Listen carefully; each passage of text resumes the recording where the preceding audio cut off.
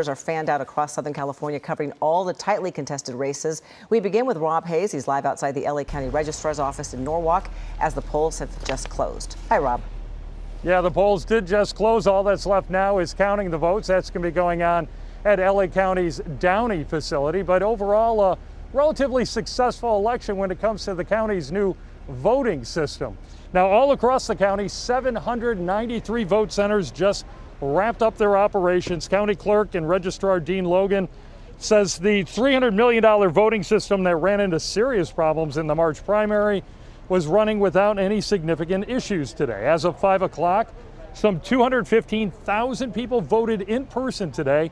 If you add that to the 2.6 million vote by mail ballots already received and more than 500,000 people who took part in early voting over the past 10 days, LA County is up to about 60% voter turnout, with more expected. Logan crediting the county's new voting system and efforts to bring in more voters. A 10-day early voting period combined with vote by mail really is playing out the vision of our Voting Solutions for All People initiative. We constantly want to look at it and improve it, but we're pleased with the progress we've made since March. Now, as we mentioned, the polls are officially closed, but those folks who are in line, got in line before 8 o'clock, are guaranteed a chance to vote. The first batch of LA County results should be released, we're told, within the next 20 minutes. Reporting live from Norwalk, Rob Hayes, ABC7 Eyewitness News. Rob, thank you. An unfortunate outgrowth of what has been happening around the country and here in Los Angeles here. There's been some people who have been detained, some police activity in downtown LA. Chris Christie overhead with more details. Chris? That's right, Mark. Just as a Get Out the Vote rally was wrapping up outside of the Staples Center, LAPD now monitoring a separate group of suspicious individuals who have joined the crowd. They are wearing all black, and some of them armed with makeshift weapons such as hockey sticks and wearing gas masks, that kind of thing. They are now marching down Figueroa Street, all of this being monitored by LAPD as they try and separate the peaceful protesters from any antagonists in the group. Reporting live from Air 7 HD, I'm Chris Christie, ABC7 Eyewitness News. Chris, thank you. And that's exactly why LAPD has announced a move to make sure that officers are available to deal with any unrest tonight. The department tweeting, quote, the LAPD has declared a citywide tactical alert to ensure sufficient resources to address any incidents that may arise as a result of Election Day activities, but is not a result of any specific incident. And a second tweet reads, the department is committed to ensuring that adequate resources are available to ensure all Angelenos are able to safely vote without interference. The department will continue to assess the needs to maintain a tactical alert based upon the needs of the city and the state. An investigation in Orange County tonight. There are allegations of a phony polling place somebody set up in Westminster. Eyewitness News reporter Tony Cabrera live at the Orange County Registrar's office in Santa Ana. Tony. Mark, Ellen, everyone who got in line by 8 o'clock still gets to vote. So that's why you see the last couple of voters here in line at the OC Registrar's office. The big story, though, out of Orange County is the report of a phony voting center you talked about under investigation in Westminster. An anti-voter suppression group called Clarity OC raised the red flag, saying the unofficial voting location was collecting ballots from voters and throwing them away. OC District Attorney Todd Spitzer says investigators found it was related to 2 Republican campaigns. He wouldn't say what candidates exactly, but we know it happened at the office of Westminster Vice Mayor Kimberly Ho, who is up for re-election. It's also being tied to Michelle Steele's campaign, since people were seen wearing her t-shirts. Steele's campaign says it is not their office and not her campaign employees. Spitzer says investigators found ballots were not being thrown away. Workers were apparently helping people vote and being designated as custodians of their ballots, which is not illegal. The legal team is now looking to see if there were any other violations. What we do know about ballot harvesting is there's wide latitude for an individual to take custody of somebody's ballot and be the designee for that ballot. How that ballot comes into their control, how they assisted the individual with the actual voting is all going to be a legal analysis. Can you both assist somebody with filling out their ballot and then also be the custodian of that ballot for purposes of turning it in? The location was not shut down, but we're told a voting rights attorney stayed at the scene in hopes of informing people it was not an official voting location. But out here live at the OC Registrar's office, people are getting in their last-minute votes registering here at the registrar's office, and you see the last couple of people here getting it all in, but we should receive our first batch of results for Orange County any minute now. Live in Santa Ana, Tony Cabrera, ABC7 Eyewitness News. Okay, Tony, still awaiting results here in LA County as well. The race for LA County District Attorney has gotten a lot of national attention as Jackie Lacy hopes to keep her seat despite a stiff battle from George Gascon. Eyewitness News reporter Carlos Granda is live from Griffith Park with the very latest on this hotly contested race. Carlos? Well, we're at the LA Zoo where the Los Angeles Democratic Party is having a drive-in watch party. Behind me there's a big screen, and if we pan over to here, you can see people are here in their cars. They're actually staying in their cars and watching the event. They can listen to it on the car radios, and that's what they've been doing here tonight. There's about, maybe 3 dozen vehicles here. Now, again, as you said, the DA's race, it normally doesn't get a lot of attention, but this year it's certainly unlike any other race. As you said, the incumbent is Jackie Lacy, who is being challenged by former San Francisco DA George Gascon. Now, both are LA natives. Gascon was a former assistant chief with the LAPD, and he went to several other law enforcement agencies, eventually becoming the DA in San Francisco. Lacy has been in the DA's office for decades and was elected back in 2012. Now, Lacy did have the endorsement of LA Mayor Eric Garcetti, but after the death of George Floyd and protests, he pulled his endorsement. He then endorsed Gascon. Gascon has lobbied for more law enforcement accountability. I'm feeling good, actually. I feel like I did my best to present myself as the candidate I truly am. I did my best to explain a lot of the details of what goes into running the largest DA's office in the nation. I'm really at peace. I think that this has been a campaign that has been driven by passion, by an honest commitment to reimagining our criminal justice system, moving away from punishment, bringing results. It's really about redemption. And again, this is expected to be a very tight race. We probably will not know any of the results for several days. Reporting live from the LA Zoo, Griffith Park, I'm Carlos Granda, ABC7 Eyewitness News. Carlos, thank you. While there are many important local races tonight, many people are keeping an eye on the race for president. President Donald Trump and former Vice President Joe Biden neck and neck in a race for the White House right now. We'll look at the latest results next. This election night, the race ends here. Download the ABC7 app now to get real-time election results from local races to the White House. Plus, stream Eyewitness News live. The ABC7 app, everything you need for election night. We need to talk about an important resource the world is basically ignoring. Jerks. They have plenty of names. Bully. Tyrant. Knucklehead. Lout. Without these chumps, people would begin to believe they could do anything, be anyone, achieve their dreams. Actually, that sounds great. Maybe the bullies are the problem. What if instead we chose kindness? Done. I already feel better. To find out more, visit kellyandryan.com. You see the face of a stranger, and in the blink of an eye, your mind is made up. That's facism. Those quick, unfair judgments. Where are you from? It sounds like racism, and in many cases, it is. It's easiest for me to say nothing. Now our mission, to bring people together. That was never done on television. Because there's so much more behind a face. It requires some serious courage. Join us for a series of special reports. Facism, here on ABC7. Montana. Blue skies, vast mountains, friendly neighbors, close-knit families, broken families, broken hearts, Cheating husbands. jealous wives, bitter girlfriends, abduction, corruption, deception, desperation, wicked people, Doing unspeakable things. Yeah, Montana. There's a lot to get lost in. ABC7 helps you get ready for the holidays. All this week, watch ABC7 Eyewitness News at 6 a.m. for the code word and enter at abc7.com/win for your chance to win a $100 gift card. Every day is a new chance to win.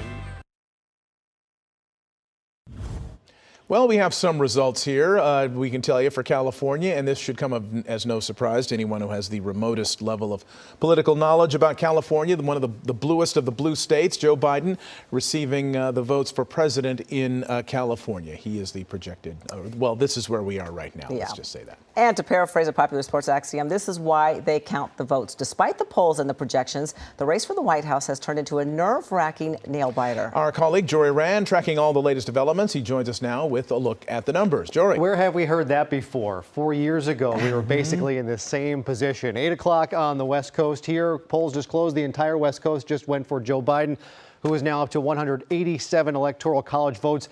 There really have been no surprises other than the fact that there have been no surprises. Everything holding to what we saw 4 years ago with Hillary Clinton.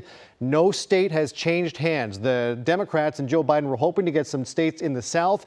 It's looking like that might not happen. It's going to take a long time to tally these votes. And as we are, the candidates themselves are going to have to wait and see how this plays out.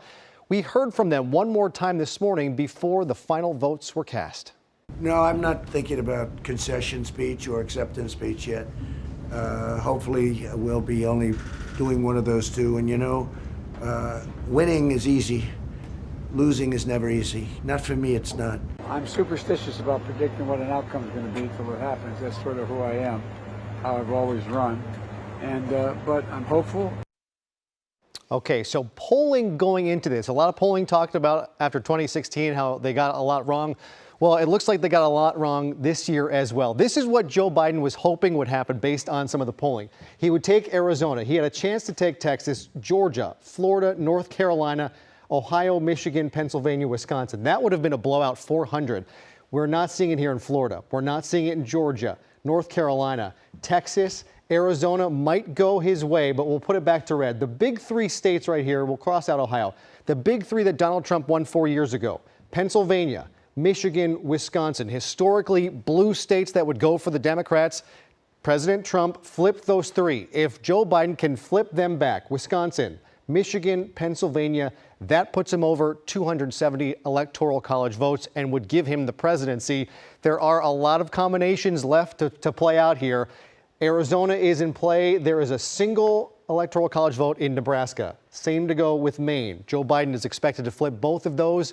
But again, there are districts in Pennsylvania that won't begin to start tallying their votes until tomorrow. So we likely will not know who's going to win this election until tomorrow at the earliest. This vote could go on for days. This is just the beginning. But again, what we just did here, 269 to 269, that's a possibility. And then it would be a mess. An Electoral College tie, a lot of things would have to happen. And a lot of it would go to party versus party rather than candidate versus candidate. It's a possibility. In 2020, you know what? I wouldn't be surprised. Yeah, wouldn't that be the most 2020 thing ever? It would be. Yeah, the most 2020 thing ever. Let's hope 2020 gives it a rest for this. All right, Jory Rand, thank you. You got it. There are a number of local congressional races we are keeping an eye on tonight. One of those is District 25 in northern LA County. Congressman Mike Garcia and Christy Smith locked in a tight battle. We'll have a live report on that next. This election night, the race ends here. Download the ABC7 app now to get real-time election results from local races to the White House. Plus, stream Eyewitness News live. The ABC7 app, everything you need for election night. We need to talk about an important resource the world is basically ignoring. Jerks. They have plenty of names. Bully. Tyrant. Knucklehead. Lout. Without these chumps, people would begin to believe they could do anything, be anyone, achieve their dreams. Actually, that sounds great. Maybe the bullies are the problem. What if instead we chose kindness? Done. I already feel better. To find out more, visit kellyandryan.com. There are heroes in every community, giving help, providing hope. This holiday season, ABC7 invites you to give back. Be a hero. Donate a new toy to the Spark of Love. But this year, because of COVID, we're asking you to give online. Just text SPARK to 24365 or go to abc7.com Spark of Love to make a child's holiday brighter. This year, heroes give here. Yes, mornings may look different these days, but where you start your day. Where you spend your mornings, where you get connected to everything that's happening. And face it, there's a whole lot happening in our world these days. Where you get all the breaking new information of the day to help you navigate through these times. That's why we're here. Good morning, sunshine. And making sure you start your day off with a smile and some sunshine. Good morning, America. Good morning, America. Good morning, America. Oh, how I love saying that. ABC7 helps you get ready for the holidays. All this week, watch ABC7 Eyewitness News at 6 a.m. for the code word and enter at abc7.com/win for your chance to win a $100 gift card. Every day is a new chance to win. Back to breaking news in downtown LA. This group of people on the street. Chris Christie has more on what we're looking at. Chris? That's right. You're taking a look at about a couple of dozen people now marching down Grand Avenue. This all starting near the Staples Center about a half hour ago as a Get Out the Vote rally was wrapping up. Something happened outside the Staples Center just north of Pico, and apparently they provoked the response of the LAPD. Several suspicious people in the group were taken and questioned. The group continued on, some of them dressed very suspiciously. In fact, you would say all black, wearing gas masks, some of them, and carrying some suspicious objects, some signs that are fairly threatening as well. They're now making their way, as I mentioned, down Grand Avenue. You can see some video that we shot earlier on the ground as police were interacting with the group. The dispersal order has been given. It's been declared an unlawful assembly. LAPD now monitoring this group's movement, making sure that nothing gets out of hand. Reporting live from Air 7 HD, I'm Chris Christie, ABC7 Eyewitness News. Chris, thank you very much. We're going to talk more about tonight in the close races. And joining us now is Dr. Karthik Ramakrishnan. He's a professor of public policy and political science at UC Riverside. Professor, thanks so much for joining us tonight. We really appreciate it. Now, we knew it was going to be a close race. Most polls were showing Biden with an advantage, but are there any surprises for you so far tonight? Well, you know, when you looked at the national numbers, it looked very large, but we know it's an electoral college matchup. And in many of these places, because of the margins of error, and, you know, I will say as someone who does survey research, it really starts challenging how much we can predict in some of these states. Some of the surprises came in North Carolina. It looked like Biden would be more competitive there, but it looks like that is slipping out of reach. Florida is always a conundrum, and it looks like it was a mirage, especially Miami-Dade did not do as well. I think the Latino vote will be dissected for a while now, and people will think about all sorts of ways in which maybe the Biden campaign could have done more, or maybe on the flip side that the Trump presidency had done enough to reach out to Latino voters. Was it conservatism on abortion that did it? Maybe it was Latinos feeling like with Black Lives Matter, there wasn't sufficient attention to some of their issues. I think there's going to be a lot of dissecting going on. That said, I think the Midwest is the place to watch again, and it might take several days to do it. We should also talk about the Senate. It looks like either the Democrats might not take the Senate after all, or it might be a 50-50 split. And again, that's not something that people had expected going into tonight. So I think it's a lot closer than many had expected based on the polls coming into tonight. It is interesting how incorrect the polls seem to have been thus far. But again, it looks like no states at least have changed hands thus far. No states have flipped from the way they were in 2016, which I guess is very, very good news for Donald Trump. Absolutely. We have to realize the power of incumbency, right? So, and in many of these states, President Trump not only had made many visits during the campaign, but during the years of the presidency. There's also targeted policies and relief, especially in the Midwest. Because of some of the tariff wars with China, there was a lot of agricultural relief and other relief that was targeted towards those states. So it does help to be an incumbent president as opposed to just a candidate as for an open seat like Trump was in 2016. So we'll see. It's a lot closer than people expected, and the power of the presidency is keeping a lot of those states in the Trump column tonight. Well, some of these states with the early voting haven't been counted yet. Do you see that changing a lot of this of the numbers later tonight or tomorrow or next few days even? especially if you're looking at Pennsylvania, Wisconsin, those are the places where it'll make a difference. In the other states, it's starting to look very unlikely, just given where the margins are. So it's possible, for example, that North Carolina could still end up being in the Biden column, but it's not trending that way, especially because in a state like North Carolina, many of those early votes had been counted, and it's the ones that are tallied tonight that are making the difference and trending towards the Republican Party. All right, and a lot of pollsters after these next few days are going to have to really examine their methods, or perhaps figure out whether people are always telling the truth when they answer these polls. Dr. Ramakrishnan, thank you very much. It's very challenging, absolutely. Have a good night. All right, long night. Well, a fierce fight for California's 25th congressional district. Democrat Christy Smith hoping to reclaim Katie Hill's seat for the party. Republican Mike Garcia won the seat in a May runoff, and he hopes to hold on to it. Results just coming in now. Let's take a look. So far, it's 51-49, very close. With, 19% of the precincts reporting. So quite a lot of the votes still to be tallied there. We don't know if this is the early votes that have been brought in or if this is the day of votes. So that's something that's really a factor here. Eyewitness News reporter Josh Haskell live at the College of the Canyons Vote Center in Santa Clarita. Josh.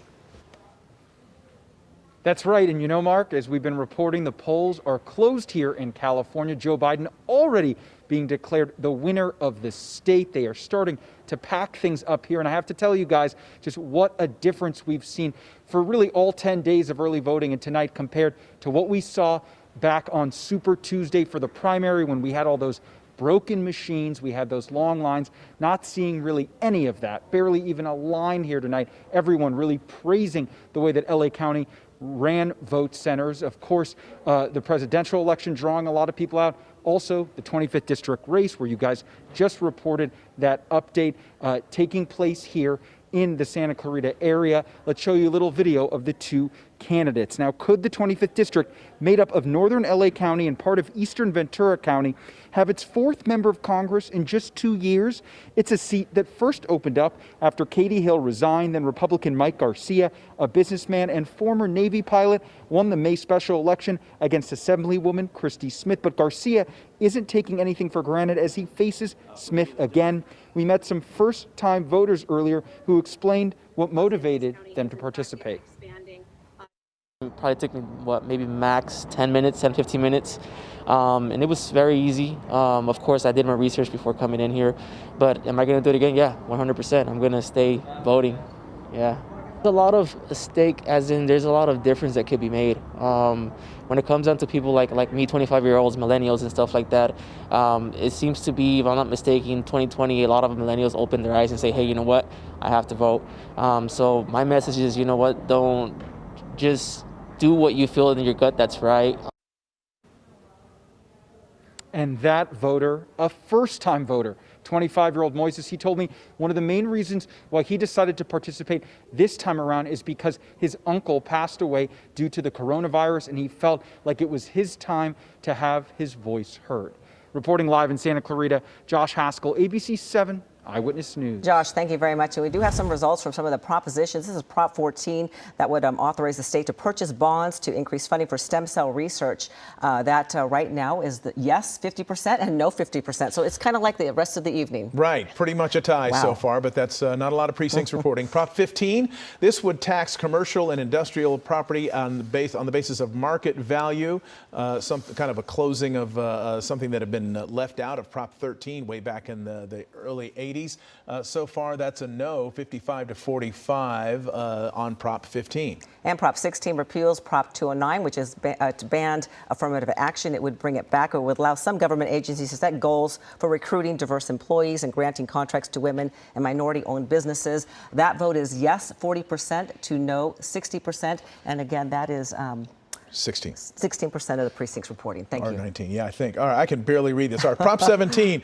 This would allow convicted felons who are on parole to vote, even though they haven't quite served out all of their debt to society. That was one of the arguments against it. That's Prop 17. 54 to 46, yes, right now, again, with 16% of the precincts reporting. And Prop 18 allows 17-year-olds to vote in primary elections if they'll turn 18 before the next general election. That is 40% yes, 60% no right now. Prop 19 gives a property tax break to people who are 55 and older who move, and also to people who've been affected by the wildfires. So far, that's 52 to 48 yes. Again, only 15% of precincts reporting on that statewide. And up next, we'll take a look at more of those returns that are just starting to come in Southern California tonight. And we'll check out some voters waiting until the last minute to make sure their voice is heard. Again, if you're in line right now and you got in line before 8 o'clock, you can vote. Oh. I guess we're going to go to Veronica Miracle right now. She is in Downey, and you're counting ballots there. Yes. Hi, Veronica. That's right, Mark and Ellen. The polls have just closed, so the counting has not started just yet, but take a look right behind me there. You can see that these machines are ready to go as we are waiting for ballots to be delivered here by law enforcement from the more than 650 vote centers all across the county. They are going to hand deliver those here, and then the counting will begin. So usually it does take a little bit for those workers to get in place, for them to sit at the machines before the count starts. There are some mail-in ballots here in the building that have been organized, and those will be the first to be counted. Now, during the primary elections back in May, you might remember the registrar's office here had debuted a new electronic voting system, and there was a software glitch that omitted about 118,000 voters, and so people had to wait in line for hours. We are seeing no such issues tonight. In fact, there have been hardly any lines that we've seen at any of the vote centers all across the county because so many people voted early. As we wait here, we are hoping to see some of these machines get up and running in the next hour or so. We understand that there will be a helicopter landing here with some ballots from some of the different vote centers that are a bit farther away. And once all of those come in, this is going to be a madhouse, and we'll show you that once it begins. Reporting live in Downey, Veronica Miracle, ABC7 Eyewitness News. The madhouse of democracy. Veronica Miracle, thank you for that. We'll be right back. Stay with us. This holiday season, you can help light the spark of love for thousands of kids all over Southern California. Just text SPARK to 24365 or go to abc7.com Spark of Love. This year, heroes give here. Montana. Blue skies, vast mountains, Friendly neighbors. close-knit families,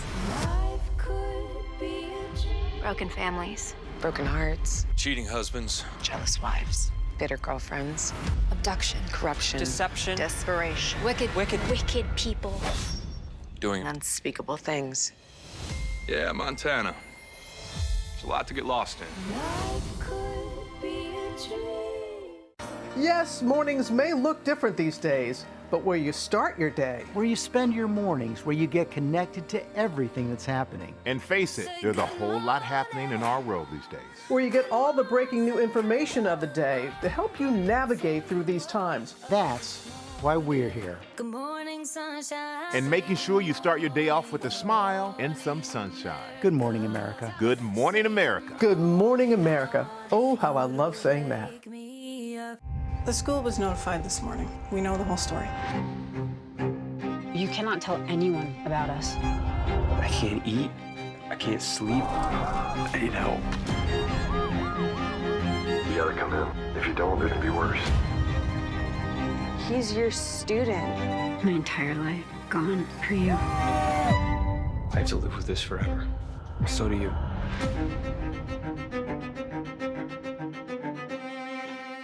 From the challenges of teaching children at home. My kids keep asking me, when is this going to be over? To the worries of having them back in school. None of this is easy, but no matter where your kids are learning, ABC7 will guide you through back to school. Every day on Eyewitness News.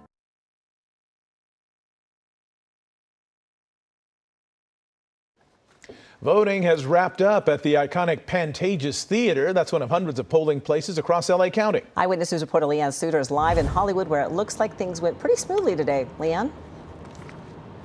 Yeah, they really did, Ellen and Mark. No lines that we could find at any location that we stopped at today. But here at the Pantages, take a live look over my shoulder. You can see we are back to normal. Unfortunately, the theater now shut down once again. It has been open for just over a week for all of that early voting here. But take a look at the scene earlier today.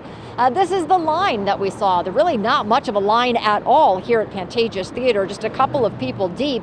Now, officials here say that it was the busiest day yet for voting, but they say there was absolutely really no line, and that is because it had been open for so many days for all of that early voting. We checked in at a couple of locations throughout Hollywood here, checked in at the Palladium as well as the Magic Castle, and we couldn't find any major line. Officials say that things have been really moving smoothly, and everyone in line say they really appreciated how easy it was to cast their ballot.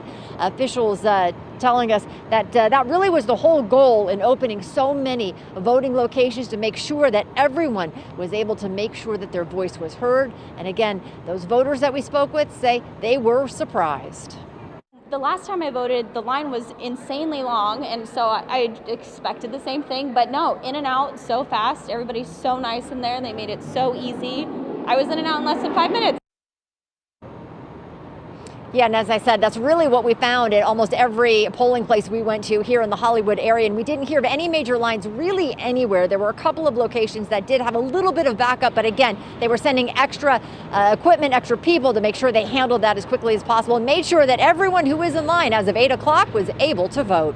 Live in Hollywood, Leanne Suter, ABC7 Eyewitness News. Well, that is wonderful, Leanne. Thank you very much. We have some more coming in from these propositions that are on the California ballot. Prop 20 increases the penalty for some crimes, makes it difficult for some felons to get early release. That vote is coming in yes, 36% to no, 64%. That is with 23%, only 2% reporting so far. All right. And Prop 21, this would expand local government powers to impose rent control, and that's a no so far, with 18% of the precincts reporting 43 yes, 57 no on Prop 21. One of the most expensive ballot measures ever, Prop 22, would define app-based rideshare and delivery drivers as independent contractors, and that vote is 57 yes to 43% no, with looks like 79% reporting so far. I think it's 18%, yeah. Oh boy, okay, my eyes. Yeah, got to get those new glasses. Prop 23, this would require kidney dialysis clinics to have a physician present during all operating hours. A lot of money spent on this one so far, too. 18% of the precincts reporting 63% no to 37% yes. And Prop 24 changes the state's data privacy laws to give consumers more control, and that vote right now is 58% yes to 42% no, with 18% of the precincts reporting. Same percentage of precincts reporting here on Prop 25, replaces cash bail with risk assessments. So far, 53 no to 47% yes. A SoFi Stadium opened its grounds to voters today, and a special guest also made an appearance. Inglewood community journalist Ashley Mackey shows us what Election Day at SoFi looks like. SoFi Stadium welcomed voters starting early this morning. I've been waiting since it started like two and a half years ago, to see the stadium. Yeah, I've been excited since. I'm a public figure, I'm a music artist, so it was really cool for me to actually be here in the streets and encourage my fans to come vote, encourage young people to get out here and be involved. It's just such an important election. Singer-songwriter Tinashe, Rampage, and the Rams cheerleaders greeted voters as they arrived at SoFi. Jason Witt, Director of Community Engagement, said they wanted to make this experience special. Anything that we can do to make every moment here and every experience that happens at SoFi Stadium in Hollywood Park extraordinary, that's what we're looking to do. So I think mission accomplished so far. Yesterday, about 800 people came out to the vote center here at SoFi Stadium, their largest crowd yet. But today, Election Day, they're expecting about 1,200 people. And after speaking with some of the voters, it's hard to know if they're coming out more to vote or to get an up-close look at the stadium. Just to see it up close is really amazing. My first time seeing it from the front, seeing the waterfall and all that. Looks awesome. Voters described the experience as safe and easy. And although they were in awe of the stadium, they expressed the importance of voting. It's very important, especially in a democratic country like ours, that it is a privilege of freedom and responsibility to cast a vote. In Inglewood, Ashley Mackey, ABC7 Eyewitness News. And as we look now at the congressional races around Southern California, District 39, that has Representative Gil Cisneros versus Young Kim. So far, 54 to 46. The percentage of the precincts now 61% reporting so far. And the U.S. Congressional District 45, Representative Katie Porter versus Greg Rath. The district has been turning blue recently. Katie Porter right now with 60%. She is that very well-known freshman congresswoman, I should say, and Greg Rath to 40% with the vote, and that is with 68% precincts reporting. And Congressional District 48, this has Harley Ruda versus Michelle Steele. This was hotly contested. A lot of money spent on this one. 74% of the precincts reporting it's Ruda by 10 points so far over Steele. Live Witness News reporter Eileen Fair is keeping an eye on all of these races, and she's live at the election night car rally with the latest on that race and more. Eileen? And Ellen, as you can hear, we are at a car rally here. Congressman Gil Cisneros on the stage right now here at this car rally in Buena Park. Now, he is representing the 39th Congressional District. He is the Democratic incumbent. He is a Navy veteran, and he points to his bipartisan recognition for helping businesses during the COVID-19 pandemic by supporting paycheck protection programs. He says he also advocates for bills that benefit veterans. His challenger, Republican Young Kim, she says she's known as a longtime leader in the community. She's a former state assemblywoman who worked as a top aide to Representative Ed Royce, and it was his retirement that opened up the seat. In 2018, this was a very close race. On election night, Kim thought she had won, but after a count of mail-in ballots, Cisneros ended up winning by just over 3 percentage points. After last election in 2018, it took us 10 days before we knew that we won. The one thing we have is patience, and we're going to wait and make sure that every ballot is counted before we claim victory. And we did reach out to Young Kim's office to see if we could speak with her tonight. So far, we have not heard back. Reporting live from Buena Park, Eileen Fryer, ABC7 Eyewitness News. Eileen, thank you very much, and we'll take a quick break. We'll be right back. This election night, the race ends here. Download the ABC7 app now to get real-time election results from local races to the White House. Plus, stream Eyewitness News live. The ABC7 app, everything you need for election night. We need to talk about an important resource the world is basically ignoring. Jerks. They have plenty of names. Bully. Tyrant. Knucklehead. Lout. Without these chumps, people would begin to believe they could do anything, be anyone, achieve their dreams. Actually, that sounds great. Maybe the bullies are the problem. What if instead we chose kindness? Done. I already feel better. To find out more, visit kellyandryan.com.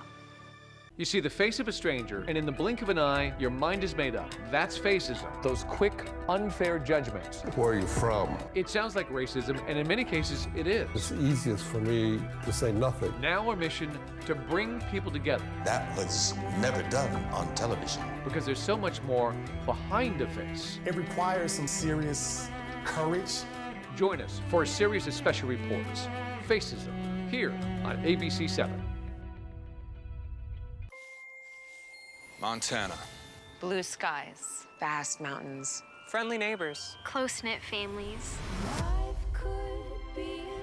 broken families, broken hearts, cheating husbands, jealous wives, bitter girlfriends, abduction, corruption, deception, desperation, wicked people, doing unspeakable things. Yeah, Montana. There's a lot to get lost in. ABC7 helps you get ready for the holidays. All this week, watch ABC7 Eyewitness News at 6 a.m. for the code word and enter at abc7.com/win for your chance to win a $100 gift card. Every day is a new chance to win. All right, we are back, and we are joined by current LA DA Jackie Lacy, the district attorney, who is hoping to return to her post up for re-election tonight. Based on what we're seeing now from the county registrar's office, I don't know the percentage of vote that is in, but you're trailing former San Francisco DA George Gascon by 56 to 43%. How are you feeling about how things are going, or how what the future holds for you at this point? Well, you're right. We don't know what percentage of votes are in. I'm feeling very hopeful. I think it's early. We've got a lot of votes in LA County to count. And I expect those numbers to change in my favor as we get down to counting more votes. So I'm feeling very good. We ran a great campaign, and we heard from a lot of people who said they voted for me. So I'm keeping my chin up and my spirits high, and looking forward to probably definitive results not coming in for quite some time. Yeah, it seems like all the races are have to wait till maybe tomorrow morning. You know, your opponent, George Cascone, raised a lot of money. He got millions of dollars from billionaires like George Soros, and you got a lot of your money from police departments and other special, let's see, like, I guess, what I want to say. Police unions. Thank you, police unions. Right. Thank you very much. It's been a long night. How did you think that played into the campaigning, the amount of money that he was able to spend? Well, they outspent us 3-1, and so I think that was effective. When you think about it, he wasn't very well known in LA, and so they were able to put television commercials out. We didn't have that, but I think nevertheless we talked directly to voters, and I think that when I was in debates and forums, and people actually listened to our different levels of experience and our ideas, that our campaign had the stronger message. Okay, and do you think you were hurt at all by the fact that Mayor Gil Garcetti, I keep wanting to call him Gil Garcetti, Eric Garcetti, we go back, you would know, of course, Gil Garcetti, you worked for him at one point, that Eric Garcetti withdrew his endorsement from you. You had it and then he took it away. How did that impact your campaign? Well, oddly enough, we ended up getting a lot more donors after that happened. It happened the night of the debate, and we ended up seeing a lot more people donate online to contribute to the campaign.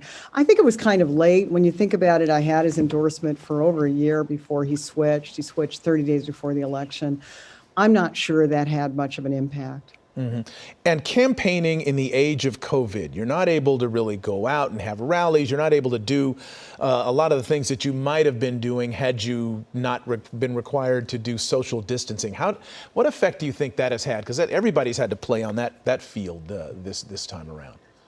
You know, it made it a lot more challenging. You couldn't really have large events. Even with Zoom, there was a limit to how many people actually wanted to come on a Zoom call.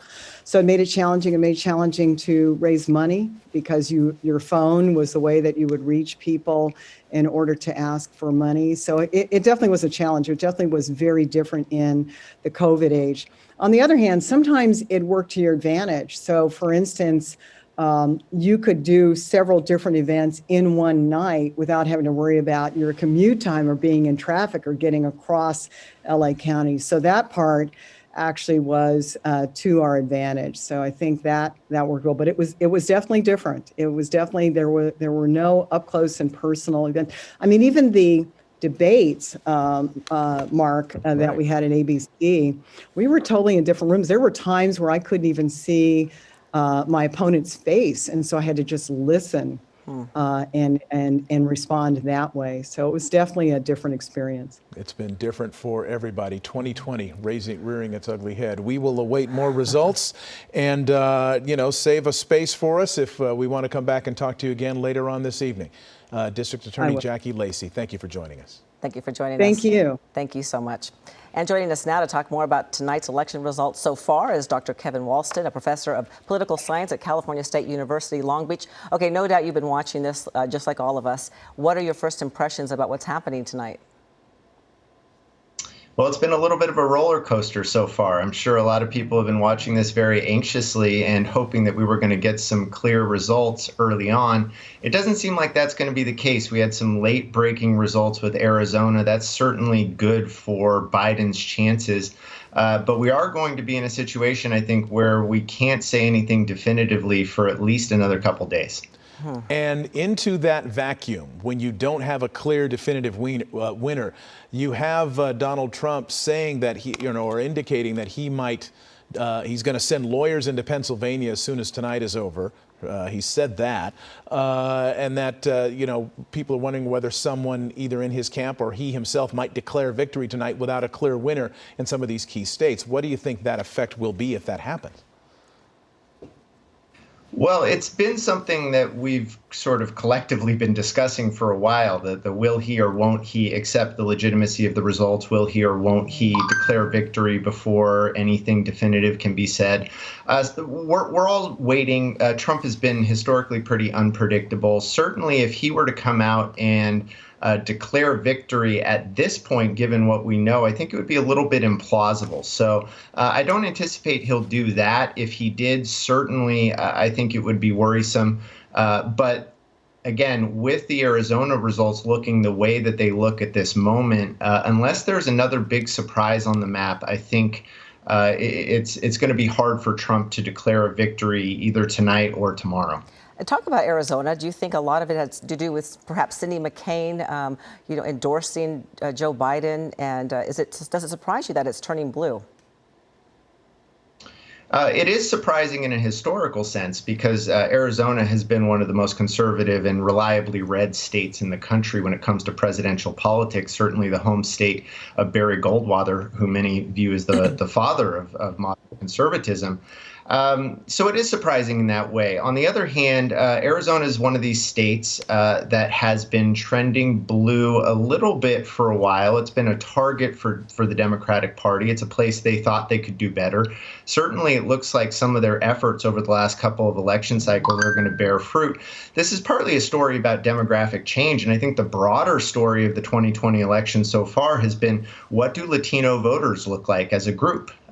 This is a large, obviously very important electorally part of the country, and we're seeing a lot of interesting results with respect to Latino turnout and Latino voting behavior. And there are clear differences how Latinos are voting in Texas, Arizona, California, and Florida. Oh, absolutely. Then you're looking at different ethnicities, different countries of origin, different cultures in many respects. And so Latinos in Florida who may be from Cuba or Venezuela are going to vote very differently potentially than Latinos in Arizona or California. Now let's look at the Senate races too, because there had been a lot of discussion on the Democratic side about flipping a number of Senate seats, and so far there's been one that we know of in Colorado, Hickenlooper deposing the Republican senator there. What else are you expecting, and were the polls perhaps a little off on this too? Yeah, I think we're going to see that the polls were off for everything that we tried to poll, which is not surprising because obviously this election is unlike any other. It is really without any historical precedent to guide our expectations. And, as far as the Senate races, I think there was a lot of optimism that the Democratic Party could flip a large number of seats. It does not look like that's going to happen. That is going to significantly impede any kind of larger institutional or structural reform that they had in mind. It's going to make it very difficult for them to pass any really progressive agenda, regardless of whether we have a Trump or Biden president.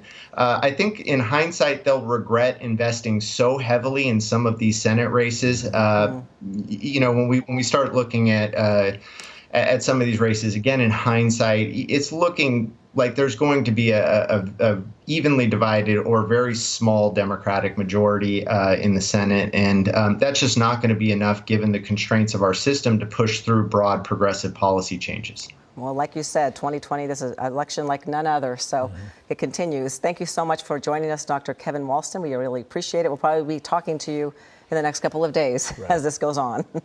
All right. Thanks a lot. We'll be right back. This election night, the race ends here. Download the ABC7 app now to get real-time election results from local races to the White House. Plus, stream Eyewitness News live. The ABC7 app, everything you need for election night. We need to talk about an important resource the world is basically ignoring. Jerks. They have plenty of names. Bully. Tyrant. Knucklehead. Lout. Without these chumps, people would begin to believe they could do anything, be anyone, achieve their dreams. Actually, that sounds great. Maybe the bullies are the problem. What if instead we chose kindness? Done. I already feel better. To find out more, visit kellyandryan.com. There are heroes in every community, giving help, providing hope. This holiday season, ABC7 invites you to give back. Be a hero. Donate a new toy to the Spark of Love. But this year, because of COVID, we're asking you to give online. Just text SPARK to 24365 or go to abc7.com/Spark of Love to make a child's holiday brighter. This year, heroes give here. Yes, mornings may look different these days, but where you start your day, where you spend your mornings, where you get connected to everything that's happening. And face it, there's a whole lot happening in our world these days. Where you get all the breaking new information of the day to help you navigate through these times. That's why we're here. Good morning, sunshine. And making sure you start your day off with a smile and some sunshine. Good morning, America. Good morning, America. Good morning, America. Oh, how I love saying that. ABC7 helps you get ready for the holidays. All this week, watch ABC7 Eyewitness News at 6 a.m. for the code word and enter at abc7.com/win for your chance to win a $100 gift card. Every day is a new chance to win.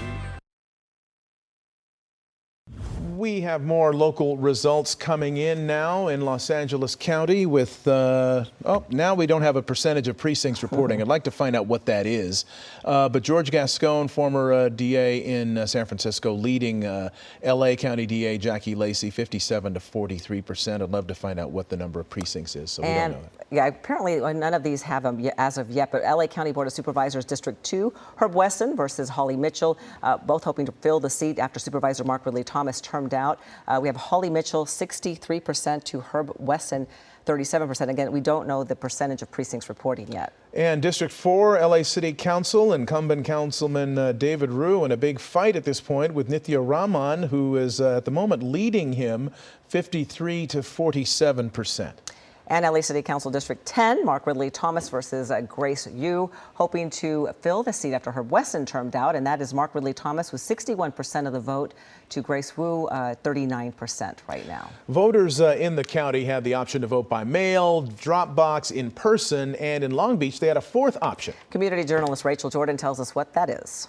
This election day, Long Beach voters have options when it comes to how they want to cast their ballot. And this year, voters don't even need to leave their car. I just slide it in.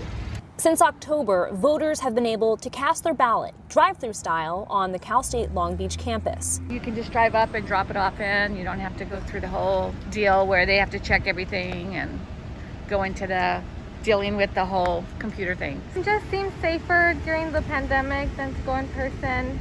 And it's pretty simple.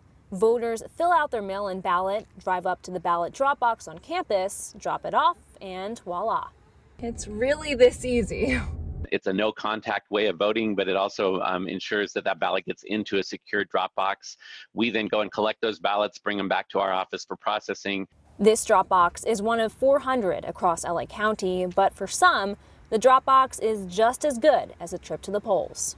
This is my first time voting ever, yeah. So basically I wanted to vote because how the last 4 years has been, I want to make a change. Voters will be able to track their mail-in ballot on the California Secretary of State's website. In Long Beach, Rachel Jordan, ABC7 Eyewitness News. Now we go to Huntington Park, where a pair of pop-up vote centers have been busy today. LA County added 2 mobile stations after Huntington Park officials made a desperate plea for more voting centers. City leaders said some voters had to wait in line for hours to vote in the March primaries. They say people there are grateful to have additional places to cast their ballots. They're very glad that we did because they didn't have any closest one, right? They either had to come, the individuals that live in the west side of the city would have to come all the way here, or find somewhere even closer, maybe somewhere in LA, where they can go and vote. And now we have these 2 voting stations that really are providing the opportunity for people to really come out and vote. Mobile vote centers were available, of course, until the polls closed at 8 p.m. And our community journalist Sophie Flay spent the day at some vote centers. She shows us it was smooth sailing with little lines earlier today in East Hollywood. It's election day, but where is everybody? No lines, no wait times. That has been the case at many vote centers in Los Angeles throughout the day. Last year we were at LACC and there was lines, it was a lot more hectic. But it doesn't mean that people aren't showing up to the polls. Instead, they're doing so in other ways. Before polls opened on Election Day, at least 99 million people had already voted in the 2020 general election.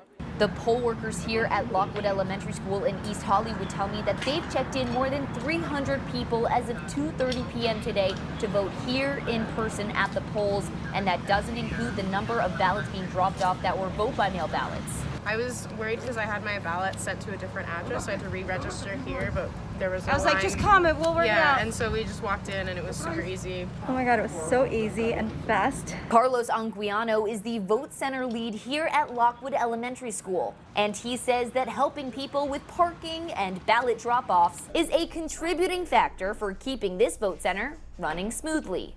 It was definitely less crowded. We walked right in. In East Hollywood, Sophie Flay, ABC7 Eyewitness News. We'll be right back.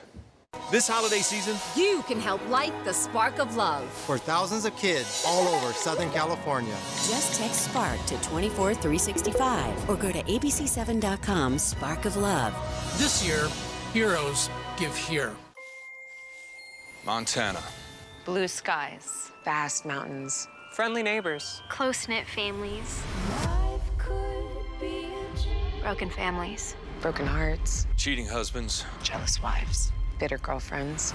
Abduction. Corruption. Deception. Desperation. Wicked people. Doing unspeakable things. Yeah, Montana.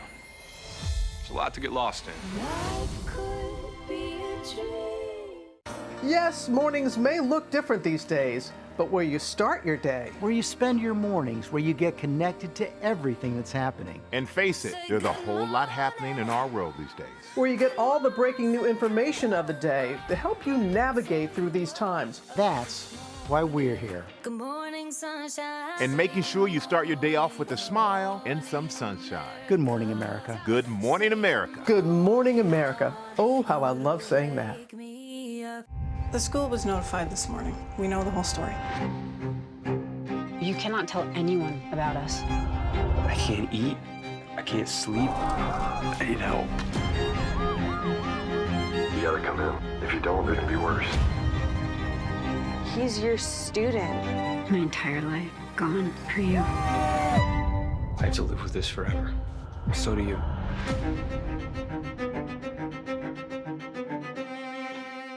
From the challenges of teaching children at home. My kids keep asking, when is this going to be over? To the worries of having them back in school. None of this is easy, but no matter where your kids are learning, ABC7 will guide you through back to school. Every day on Eyewitness News.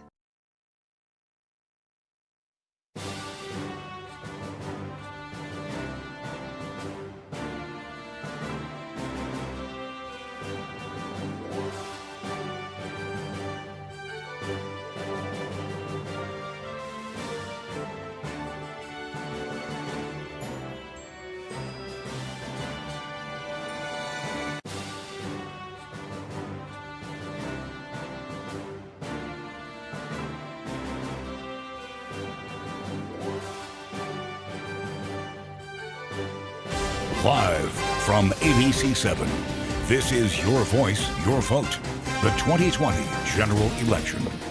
Millions of Californians have cast their votes on this election day, and now those votes are being counted to decide the future of our state and our country. Hello, I'm David Ono. And I'm Colleen Sullivan. We're bringing you live election coverage on ABC7.com and streaming on the ABC7 Los Angeles app and on Hulu Live.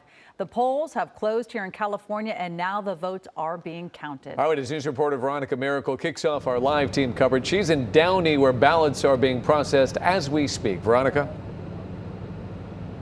That's right, David and Colleen. We're at the very secure site where they are counting those votes. Now, of course, because of coronavirus, things are a little different this year. Typically, as media, we would be inside and we would be watching those ballots being counted. But due to social distancing, we are taking rotational turns. And so you can see some of the video that we shot just about 20 minutes ago when things are still kind of getting underway. The polls had just closed. And so we were still waiting for those ballots to be delivered here.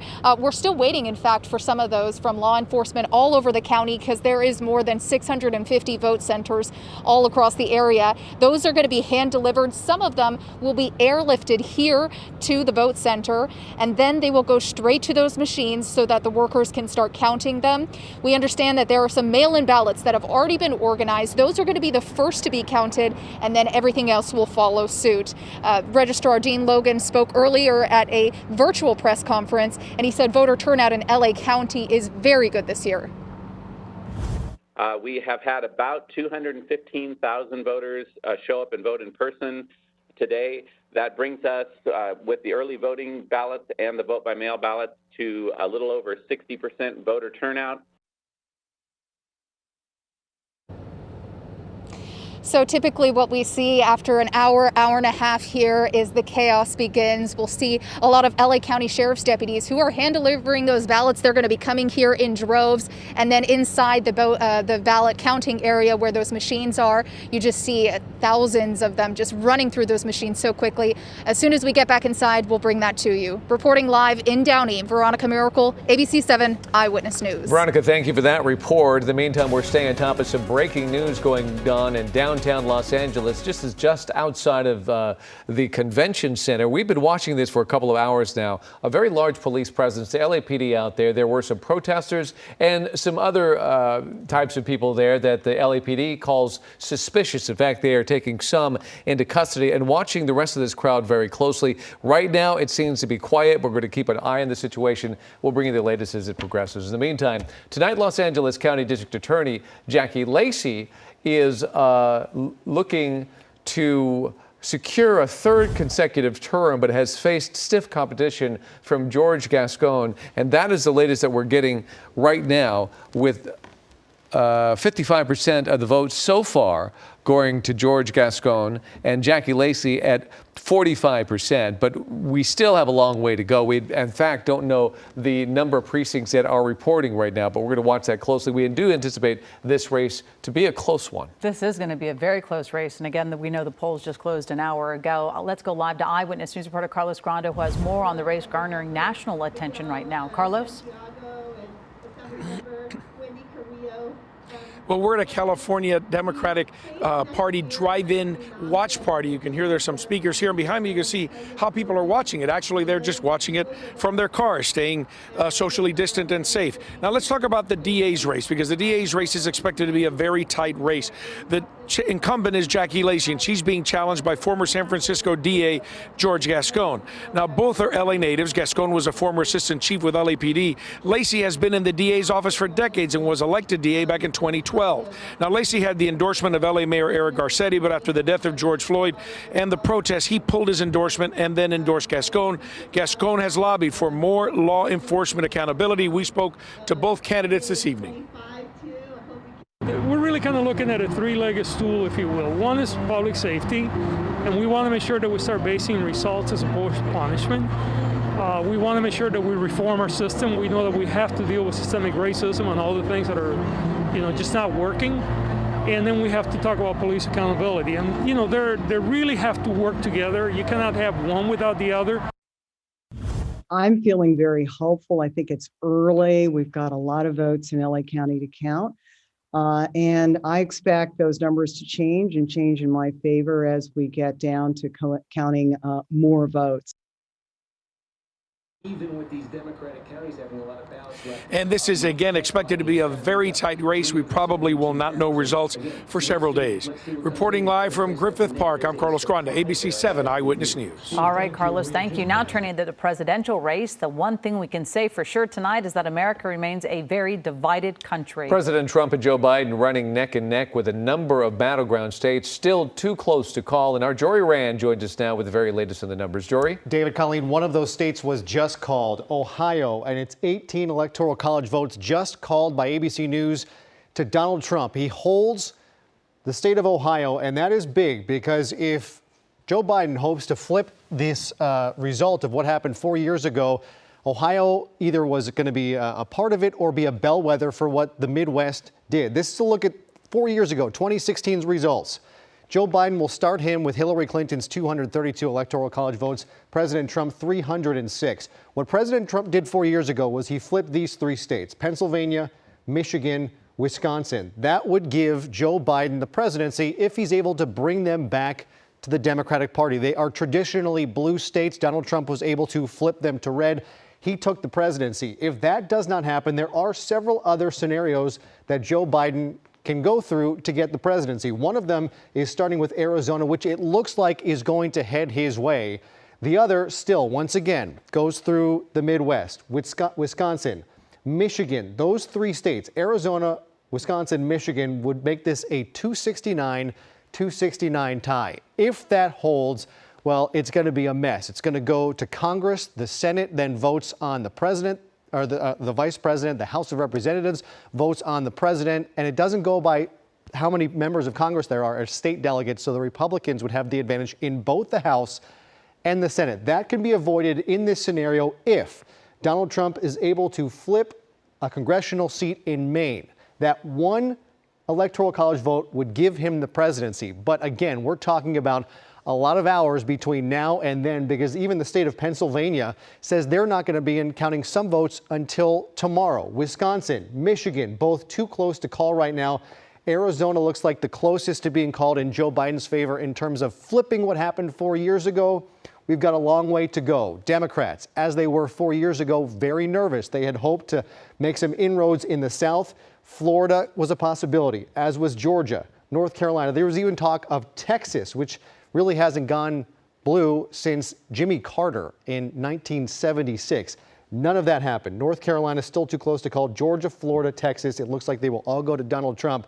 So again, it leads us very close, and it all comes down to the Midwest. Michigan, Wisconsin, Pennsylvania, a repeat of 4 years ago, David and Colleen. It's happening again, and it might be days or possibly weeks before we have an answer to who our next president will be. Right. A long way to wait and a lot of fighting going on between that. Jory, thank you for the explanation. In the meantime, joining us right now to talk about the election results, Dr. Karthik Ramakrishnan, professor of public policy and political science at UC Riverside. Doctor, thank you so much for joining us. And right off the bat, just quick assessments of what we've seen so far tonight, because the Democrats went into tonight with a great deal of optimism, thinking they could flip something like a Florida or even a Texas or North Carolina or a Georgia.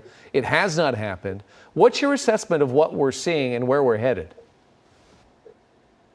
You know, if you look at that map, it looks like the divided states of America, right? And it looks like there's some enduring differences. So much has happened in the last 4 years. So much has happened in the last 4 months, and not much seems to be budging. And I think that's part of something that we have to think about moving forward. One of the things, I just came out with a book recently that talks about the role of states and how we might need to think about devolving some of the power from the federal government, because there is so much division in the country. One of the solutions is to take it down one level. Another thing I would say that's interesting to note is Arizona. That's something that is not unexpected, but 4 years ago and 8 years ago, that was a solidly red state. I think looking at the Latino vote and having a nuanced picture of it, it looks like the Latino vote in Arizona looks different from the Latino vote in Texas and Florida. And I think that is going to be analyzed for months to come in terms of what that means. It looks like the state where you live matters to some significant degree on top of, say, what racial group you are or what other demographic characteristics you have. And that's something that states and the importance of states, I think, is something that we'll be thinking about for many years to come. Let's talk about that. We were talking about, we talked to you a little while ago, and you're talking about the importance of the Latino vote, and you're also talking about the importance of the Black vote. Let's talk about how you're seeing this election right now in relation to the Black vote. So these states that have yet to be decided in the Midwest, we tend to think of those as states that have a lot of white working class voters, and they do. But in many of the urban areas in Pennsylvania, in Philadelphia, for example, in Michigan, in Detroit, you have significant Black voters. In Michigan, you have significant Asian American voters in the Detroit metro area as well, and a growing Latino population. So the key is, what was turnout looking like for Black and Asian American voters, and also for Latino voters who, even though you do see some variation, overall in these states, they do lean more towards Democrats than Republicans. But it looks like turnout was high everywhere and for various groups. So that's what's making it so close. It wasn't just Democrats that were turning out. Republicans turned out in many of these places as well. And it'll take several days for us to figure out what the final tally was. So going into this election tonight, did you think that there was one specific issue that was driving voters? And then do you still believe that, seeing what you saw tonight? There was a lot of talk about the pandemic response and how older voters, seniors, those 65 and older, might vote. And there was a lot of expectation that they might actually support Biden, a Democratic candidate, for the first time in many election cycles. From the exit polls, it looks like President Trump was actually able to retain their support, although that magnitude of the support was not as big as in 2016. Race also matters, right? And this is something that even among younger white voters and also among white women, typically we think of the female vote and the youth vote as voting Democratic. But among white women and white younger voters, they voted for Donald Trump. And that's also something that's important for us to recognize, that race, we are nowhere near being a post-racial society. Race seems to be one of the central factors in terms of how people were voting in 2020. Absolutely. Let's talk about another part, because we do know you study all the states. We were just listening to Jory break down, a really excellent breakdown of the states, and you're saying 4 years ago and saying it looks like a repeat similar to 4 years ago, saying Pennsylvania, Michigan, and Wisconsin, they're still in play. How are you thinking, if you had a crystal ball, how are you thinking they're going to play this evening? It's not going to be decided this evening, right? Especially Pennsylvania. They're just starting to count. It'll probably be at least until Friday for us to have a fully clear picture. Arizona, I think, gives Biden a fair amount of breathing room, where he doesn't have to win all three of those Midwestern states of Wisconsin, Pennsylvania, and Michigan to be able to pull it off. I should also note, I don't believe that one of those congressional districts in Nebraska, which, Nebraska and Maine have those special cases. So another way to potentially break a tie, if it comes to that, is one of those, is where Omaha, the congressional district that includes Omaha, that Biden might win. So this is a lot closer than many folks thought, a lot closer than a 10-point spread in the national polls would have led people to believe. And it really, and look at the Senate. We haven't been talking about the Senate as much. The GOP might, in fact, retain control of the Senate. And that was not in most people's expectations. Or it could be a 50-50 tie. Again, the divided states of America, whoever is the president, hopefully can try to unite this country. But it looks like we are in for another few more years of potentially of stalemate. So with that said, then, 2016, the polls weren't perfect. I mean, far from that. 2020, we're starting to see a similar thing, that our expectations going into the race is not what actually happens. What does that tell us? What's the message there? I say this as someone who does surveys, that that we need to eat a lot of humble pie and really rethink how we gauge opinion. Now, these kind of opinion surveys, we rely on them for a lot of questions that might not be as much subject to social desirability. So if you ask someone their opinion on a particular issue, they might not feel that you're judging them based on how you're going to answer on that issue. But when it comes to whether or not you're going to be voting for President Trump, there might still be this kind of bias now, where people think that someone's going to judge them. Now, taking these surveys online is one way to mitigate that. But even there may be still this kind of social desirability effect. And that's something that we have to take seriously, especially in the case of these Trump elections, where social desirability might be playing a bigger role than we realize. You had different analyses that tried to discount the polls by about 3 to 5%. But even some of those, it looks like the magnitude might have been even greater than that. Very interesting. You have so much to study. I guess your job is going to continue to take you in different directions because there's a lot to sort of digest, especially in the last two elections. It's exciting this evening. We certainly don't know where things are going to go. But again, Dr. Karthik Ramakrishnan, Professor of Public Policy and Political Science at UC Riverside, thank you again so much for joining us tonight. And of course, we will see you throughout this evening. So thanks again. And moving on, California voted on a dozen ballot propositions. Our Witness News reporter Adrienne Alpert is tracking the results, and she joins us now. Adrienne? David and Colleen, one thing I'm finding with this tracking is that you cannot predict the California voter for any way or anyhow. Let's take a look at some of these numbers. And if you can find a trend, I defy you to find it right now with about 36% of the vote coming in. 14, Proposition Stem Cell Research.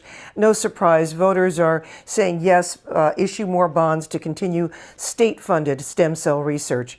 Proposition 15, which is the commercial property tax, the split roll property tax. Right now, this one I would say 50-50, too close to call. This is the answer to Proposition 13, putting commercial properties in a different tax bracket. And right now, voters are pretty evenly split on that.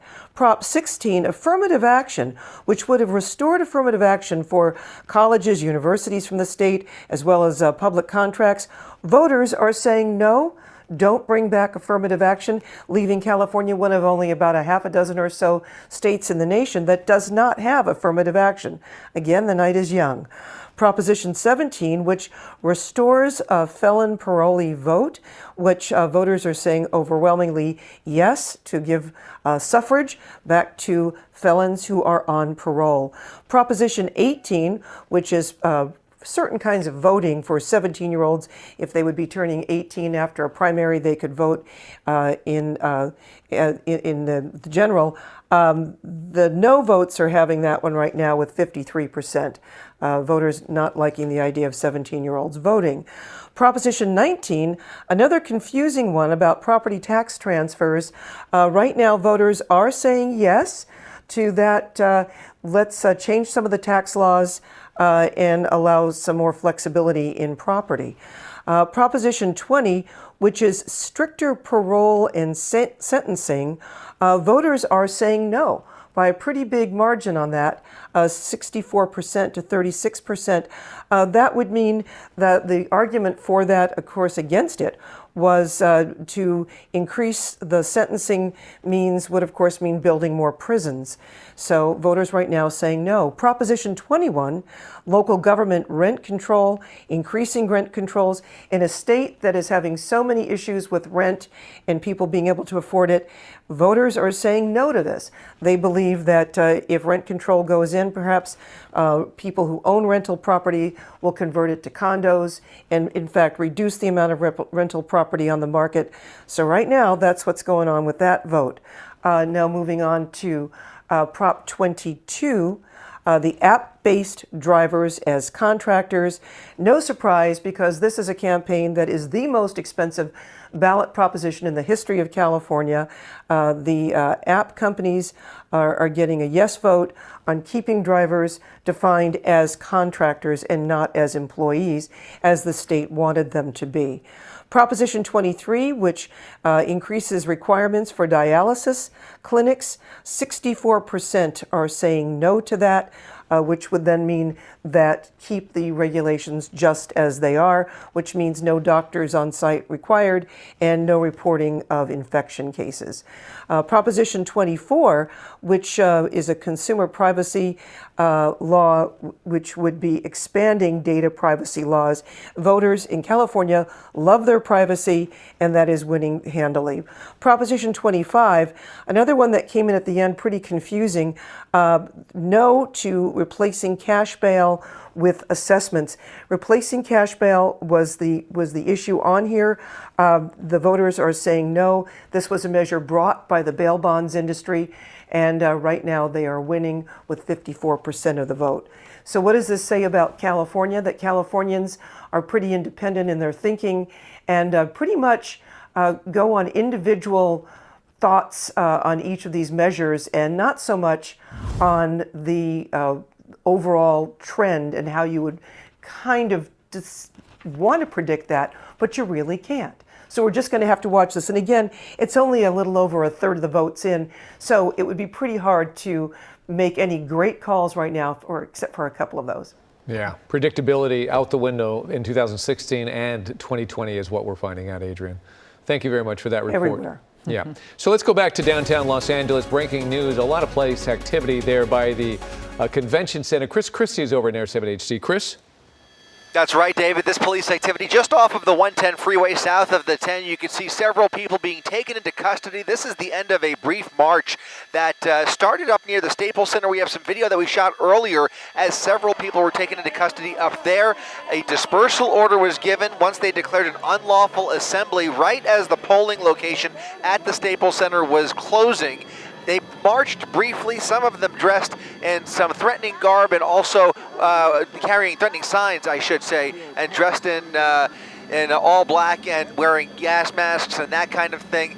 They eventually made their way down here towards the interchange, and finally, after failing to disperse, LAPD now taking people into custody here at Georgia Street and West 18th. Reporting live from Air 7 HD, I'm Chris Christie, ABC7 Eyewitness News. All right, Chris, thank you. Well, there are many hotly contested races in Orange County. And tonight, an investigation into what some are calling a phony polling place. Eyewitness News reporter Tony Cabrera is live at the registrar's office in Santa Ana with more. Tony?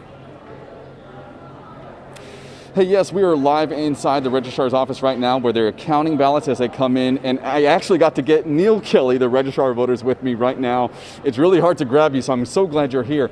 Can you tell us how things are going for you?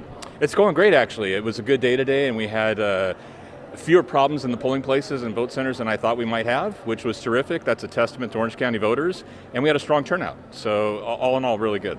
You just released the second update at about 9 o'clock. What's that voter turnout looking like right now? So what we're going to see at the end of the night, once we have all that in person, in about 76%.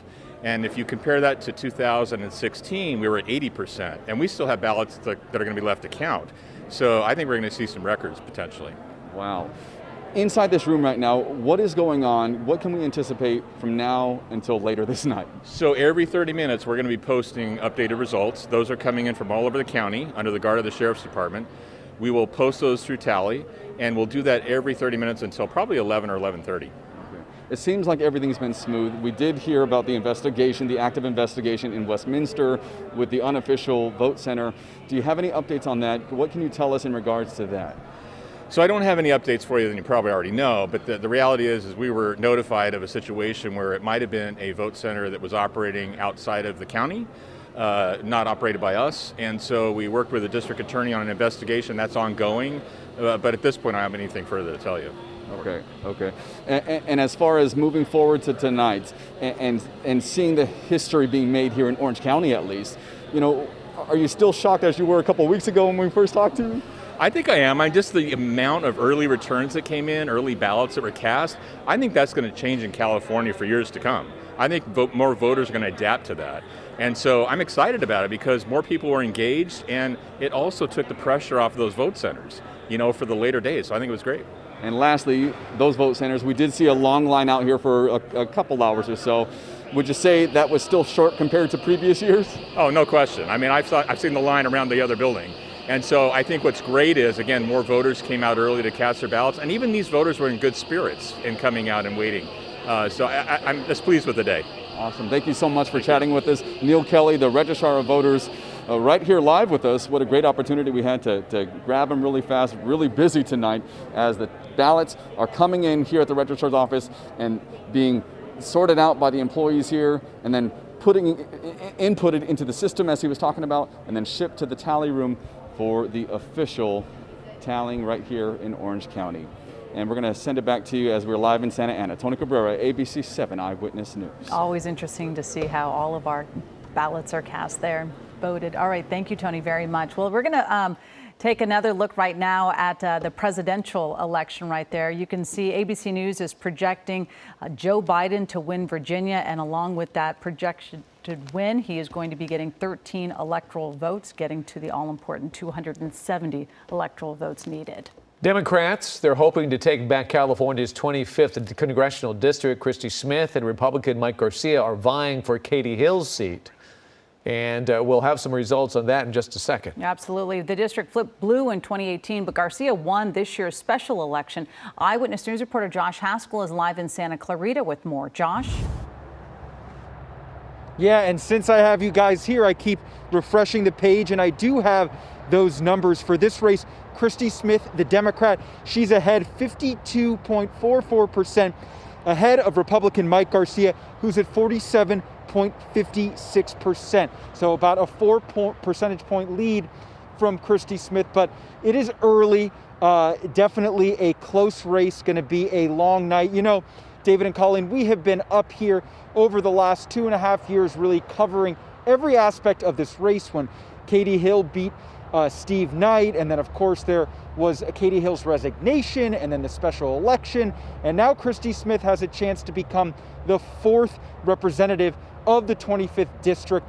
This has been one of the most competitive races in the country. Now let's show you a little bit of video.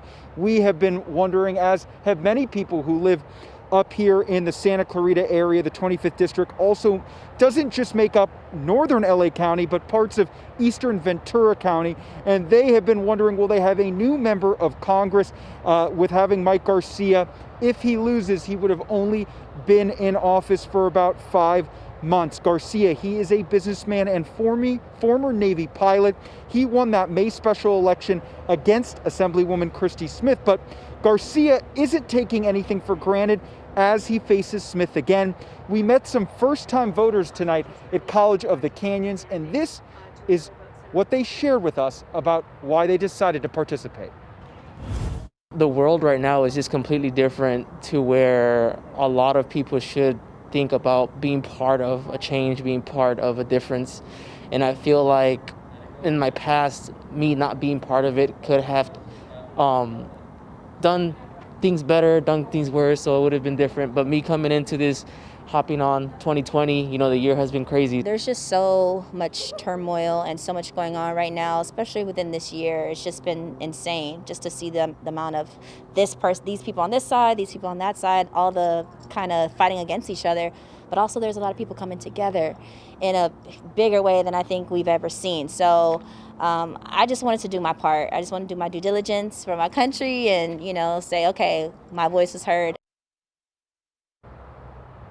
Now, as we reported earlier tonight, Democrats, they won control of the House. So what happens in this race doesn't make a difference in terms of who controls Congress, but it does make a difference to the people who live here because it is a purple district. The demographics have changed greatly within the last decade, and there has been so much interest and so much money spent in this race, Christy Smith versus Mike Garcia. We will, of course, stay on it for the rest of the evening, bringing you the latest numbers. For now, live in Santa Clarita, Josh Haskell, ABC7 Eyewitness News. Yeah, that's a fascinating race with quite the story to tell. Josh, thank you for that. In the meantime, let's get some of the races out there that you're interested in.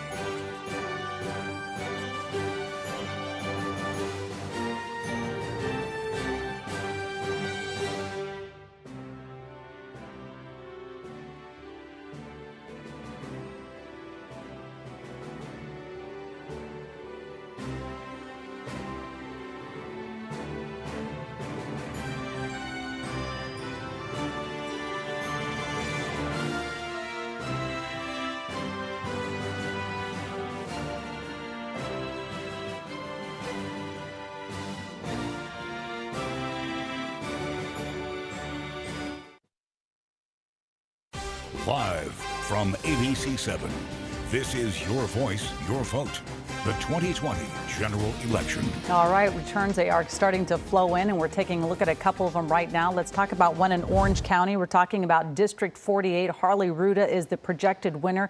He is the Democrat there. It has been a hard-fought battle on this one. We do know this area includes most of Orange County, but you see it right there. Harley Ruda winning with 55% of the vote against Michelle Steele with 45% of the vote. Let's take you over to the race for District 39, where Gil Cisneros is leading against young Kim. Cisneros is the Democrat. Kim is a Republican. And there you see the distance between them. 90% of the precincts are reporting, still waiting for another 10%. But Cisneros has a pretty strong lead in that race. In the meantime, Democrats are hoping to take back California's 25th congressional district. Eyewitness News reporter Eileen Freyer has the latest on these hotly contested Orange County races. Eileen?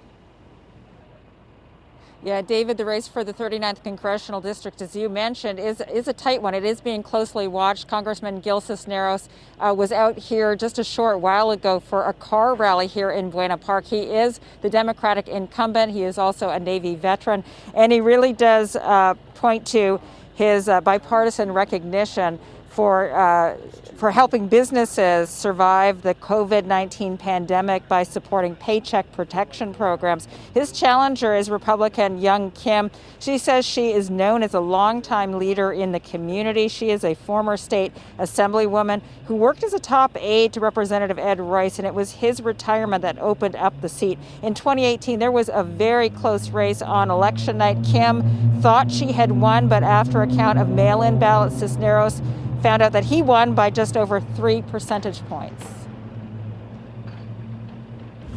After last election in 2018, it took us 10 days before we knew that we won. The one thing we have is patience, and we're going to wait and make sure that every ballot is counted before we claim victory. And we did reach out to young Kim's office. So far, we have not heard back. Reporting live from Buena Park, Eileen Freyer, ABC7 Eyewitness News. Eileen, thank you for that report. We want to quickly take you to a live shot from Wilmington, Delaware. Look at all the folks out there, and they're in their cars trying to speak to this crowd. We want to show it to you ahead of time and tell you that we're on top of it, and we'll bring it to you when it starts. All right, well, now moving on. Joining us now to talk about tonight's election results is Dr. Kevin Walston, professor of political science at California State University, Long Beach.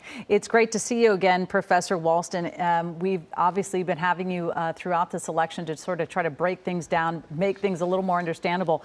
So tonight, let's talk about it. Of course, going into the polls, we're seeing a lot of polls saying, projecting Joe Biden's going to win. We know we saw 4 years ago, all the projections were Hillary Clinton was going to win. And we just talked to one of your colleagues, one of your peers, saying that not everybody necessarily wants to tell the truth because they feel like they might be judged if they say they want to vote for a specific person. What are you thinking about that?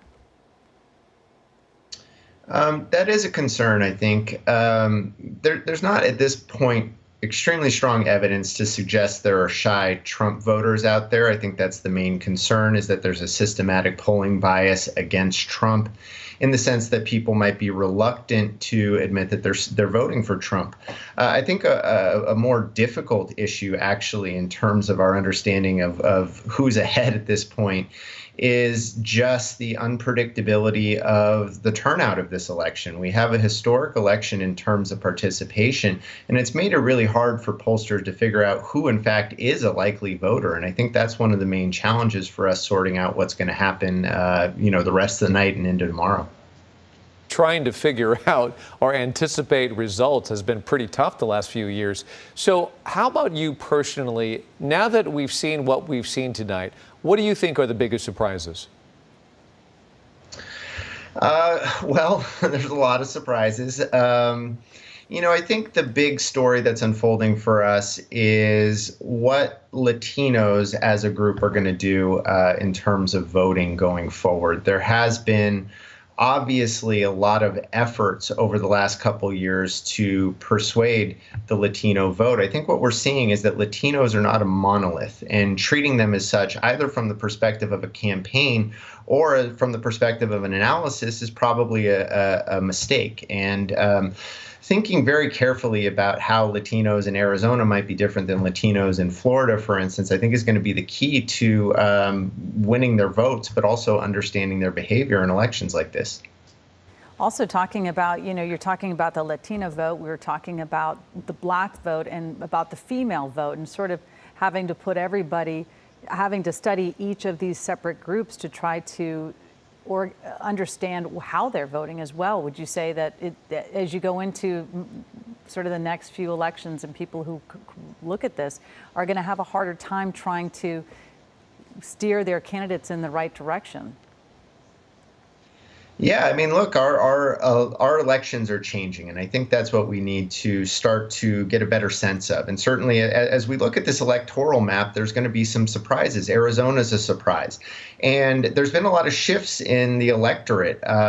We look at, for instance, the white vote compared to the African American vote compared to the Latino vote. One thing that's been surprising about Trump's sort of performance so far in this election has been the extent to which he's lost some voters that he won in 2016, particularly amongst the less educated white parts of the electorate. But he's done a little bit better with Latino voters. He's done a little bit better with African American voters. That has largely been as a result of getting more votes amongst African American men and African American Latinos. So we have an increasingly important gender divide going on in the country right now, where women are sort of drifting to the political left a little more supportive of Democratic Party candidates. Men are becoming a little more conservative, a little more supportive of Republican Party candidates and conservative ideas. And I think what we might be seeing are the very, very, very early beginnings of a more working class oriented, more economically populist, more kind of traditionally Democratic Republican Party. And we just have to wait to see whether 2020 is an aberration or whether 2020 portends something about the future of American politics, where highly educated white urban voters are increasingly liberal and Democratic voting, but working class voters become the sort of core base of the Republican Party. Well, now that we know the polling in, let's say, a Florida, a Georgia, a Texas, a North Carolina, can we now make a prediction about what we are to anticipate for Wisconsin and Michigan and Pennsylvania? That's the $64,000 question, or I guess.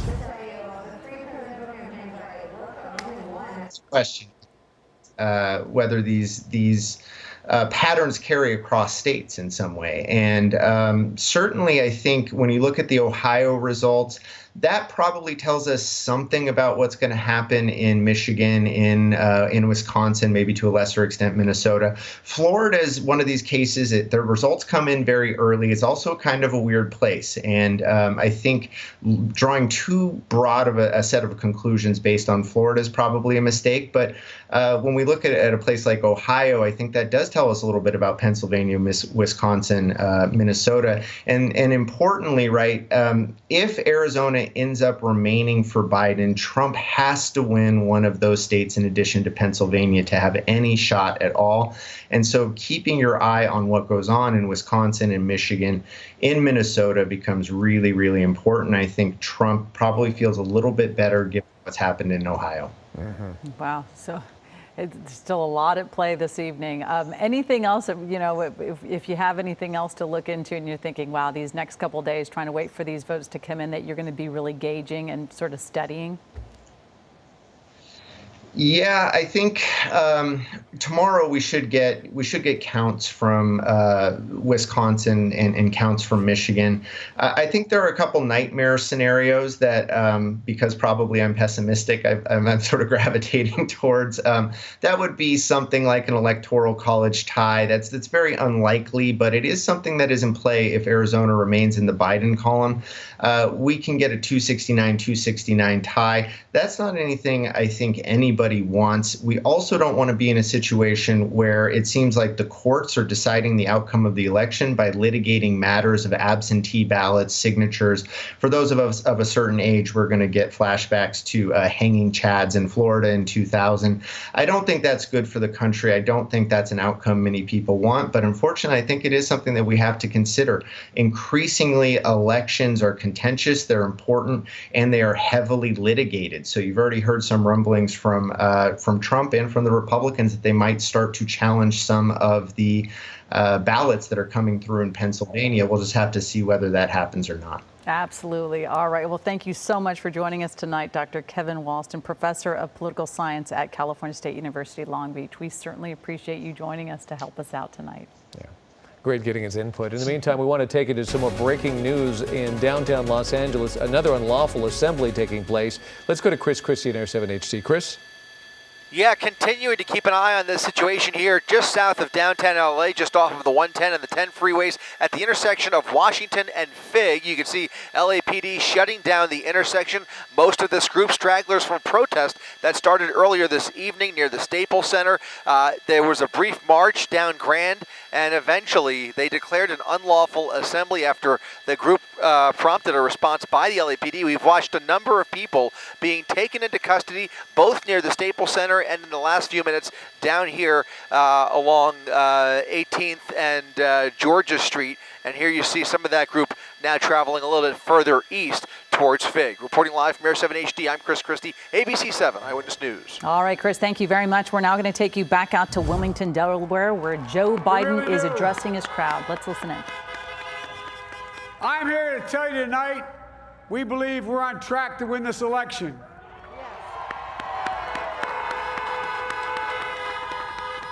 We knew because of the unprecedented early vote and the mail-in vote that it was going to take a while. We're going to have to be patient until the hard work of tallying the votes is finished. And it ain't over till every vote is counted, every ballot is counted.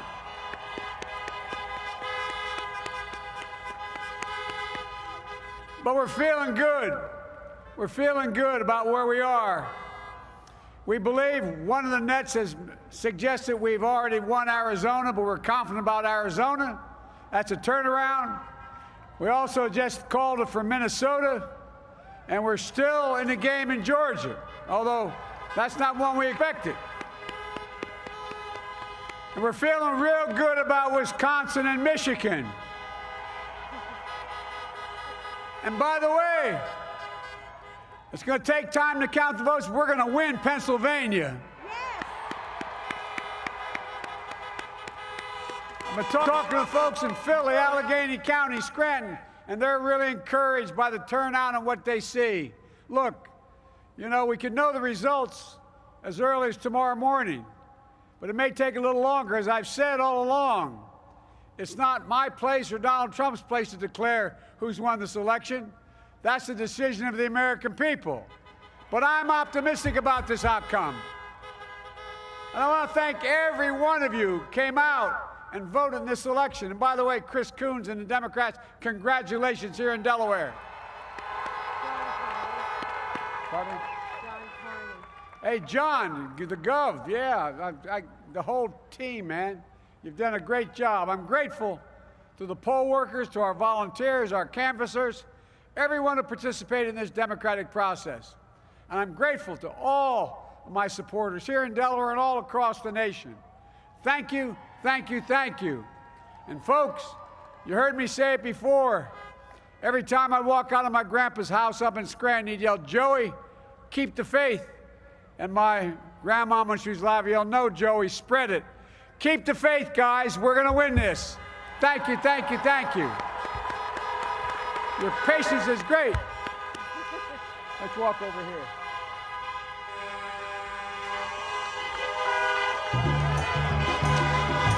All right, you've been watching a live speech from the Democratic nominee, Vice President Joe Biden in Wilmington, Delaware, and you heard him, the last thing he said was patience, and I have a feeling that that's what we're all going to need in the coming hours to days as we try to get to some conclusion on this presidential race. But he was optimistic. You heard him talk about his support in Pennsylvania, which is vitally important right now for both candidates.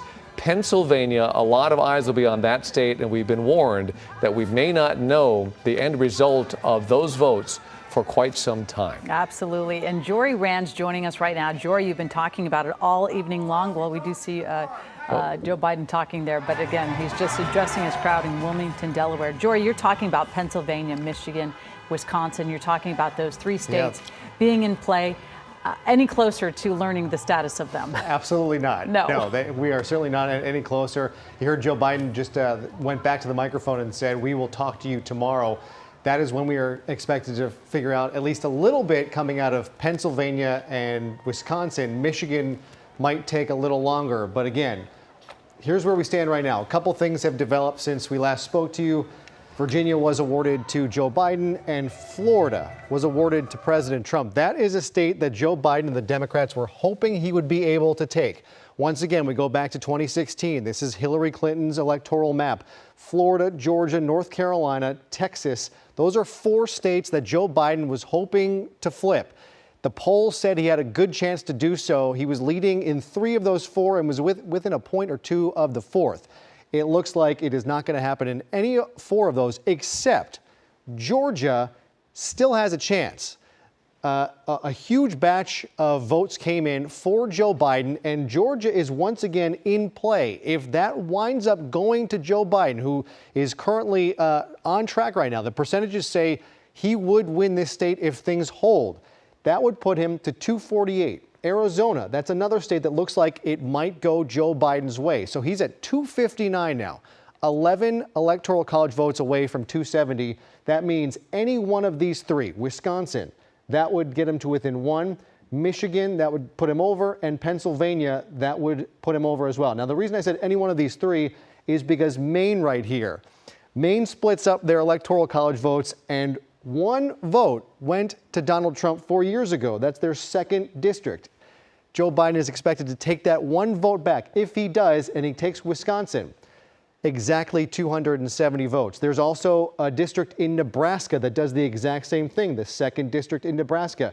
That would give him 1 more electoral college vote, puts him at 271. So really, in this scenario, should he be able to come back and flip Georgia, get Arizona, one of these states, and of course, just one of these 2 congressional districts, he is over 270. It's quite different than what we thought or what Joe Biden thought this was going to be.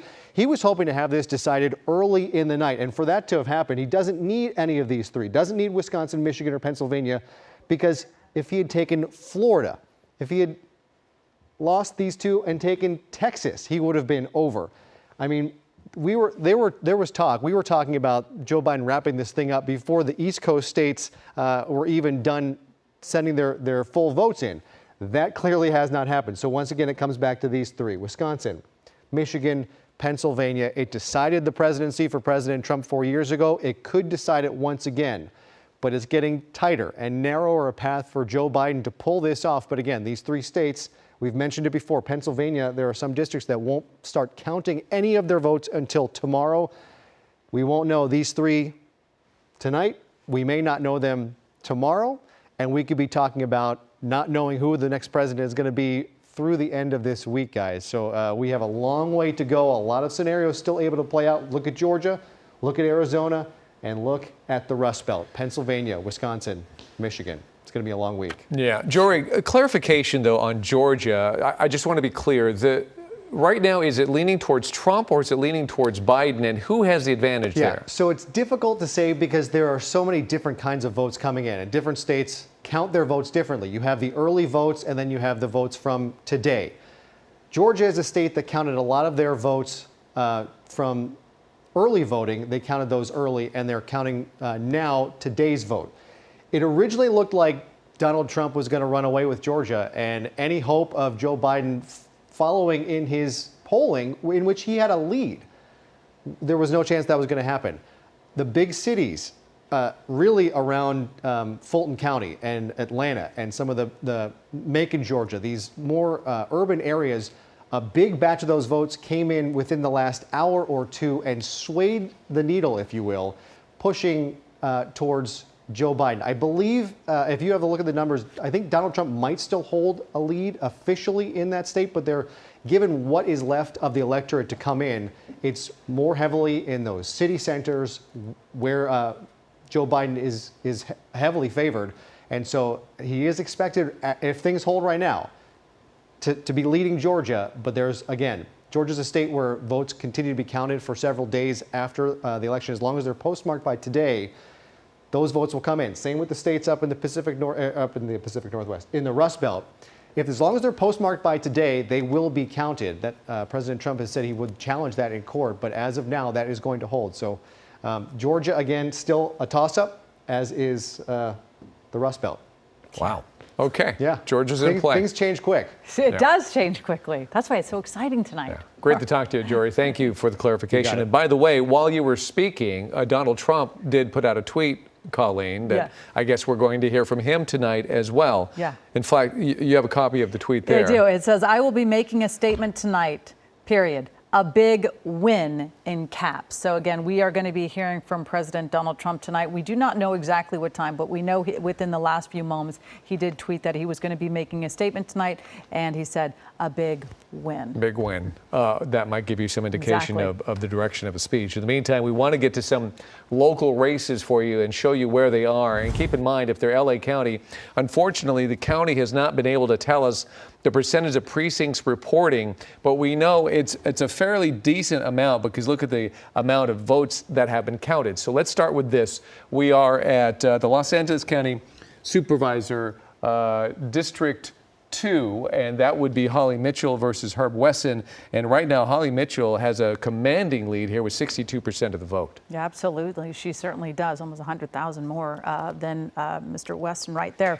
Let's keep on going we're at the Los Angeles City Council. This is the District 4. Nithya Raman and David Ryu. As you see right there, Nithya Raman is winning right now. Again, you were talking about it, David. You just naturally want to look down at the precincts reporting, but so far we are not getting an accurate amount of the precincts reporting. But you can see the Los Angeles City Council race, District 4 right there.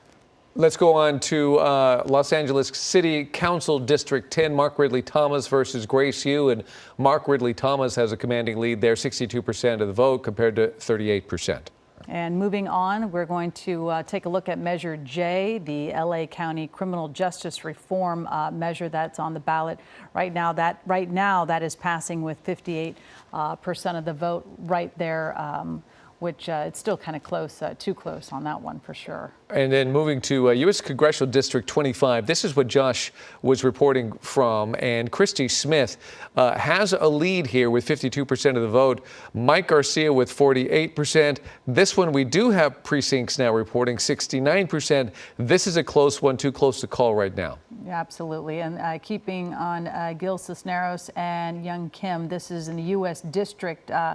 U.S. House District 39. You can see right now Gil Cisneros, the Democrat, is certainly leading with 109,000 votes with 90% of the precincts reporting. Congressional District 45, we have Katie Porter versus Greg Raths, and Katie Porter with 59% of the vote.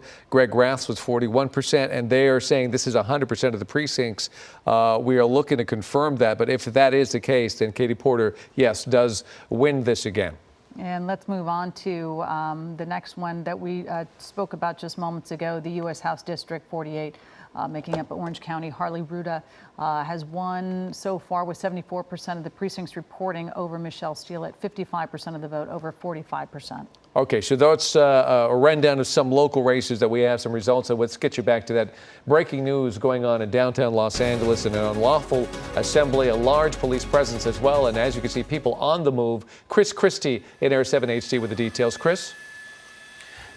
That's exactly right, David. LAPD appears to be advancing along Washington Boulevard as a large group of stragglers making their way from that protest earlier refuses to disperse after an unlawful assembly has been declared for a couple of hours now. This has now been going on, and they are refusing to obey those orders. They keep gathering at various intersections. LAPD advances on them with skirmish lines, and then they keep moving. So it's kind of a game of cat and mouse. However, there have been several arrests over the course of this march, but again, it's no longer a march, really just a group of stragglers. Some were protesters, others appear to be antagonists, but they just keep moving down Washington, and LAPD keeps chasing them along. Reporting live from Air 7 HD, I'm Chris Christie, ABC7 Eyewitness News. All right, Chris, we'll be checking back in with you throughout this evening. Stay with us, though. We'll be right back, and we're going to take another look at how some of the local races are shaping up this evening.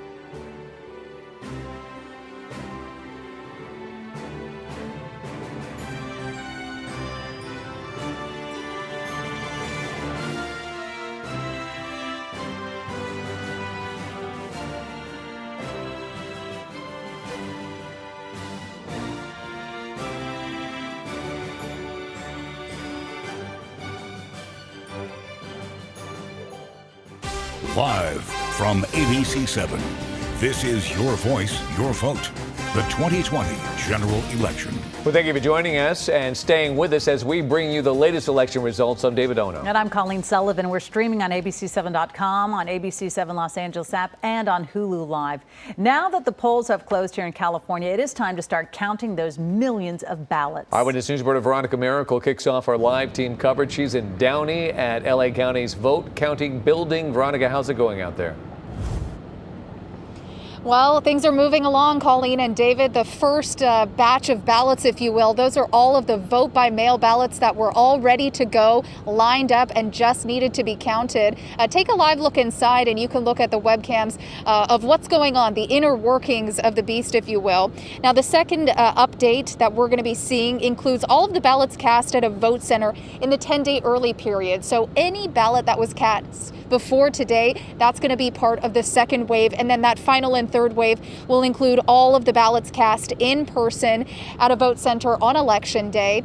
Now, we understand that all of those are going to be coming from the 650 vote centers from all across the county, hand delivered by LA County Sheriff's deputies to this very secure location here. We spoke with Registrar Dean Logan earlier today at a virtual press conference, and he talked about how smoothly things are going this year in comparison to the primary elections earlier in the year. A 10-day early voting period combined with vote by mail really is playing out the vision of our Voting Solutions for All People initiative. We constantly want to look at it and improve it, but we're pleased with the progress we've made since March. So as we are waiting for some of the ballots to be airlifted here from the farther voting centers and for all of those LA County Sheriff's deputies to get here with all of the ballots from the respective vote centers, we're going to be waiting quite a while. The process moves slowly, as we all know, but we're standing by. Reporting live in Downey, Veronica Miracle, ABC7 Eyewitness News. Veronica, thank you for that report. The LA District Attorney race between Jackie Lacy and George Gascon may go down to the wire. Absolutely. This has been a hotly contested race. You see it right there. George Gascon right now is in the lead with 55% of the vote. Incumbent Jackie Lacy has 45% of the vote. And again, we're not quite sure exactly how many precincts are reporting right now, but you can see this is one of those races that has been very hotly contested. Let's go to Eyewitness News reporter Carlos Granda, who is live from Griffith Park with the very latest. Carlos? Well, that's right. The DA's race is very big this year. Normally, the LA County DA's race does not garner a lot of attention, but as you said, this year certainly unlike any other.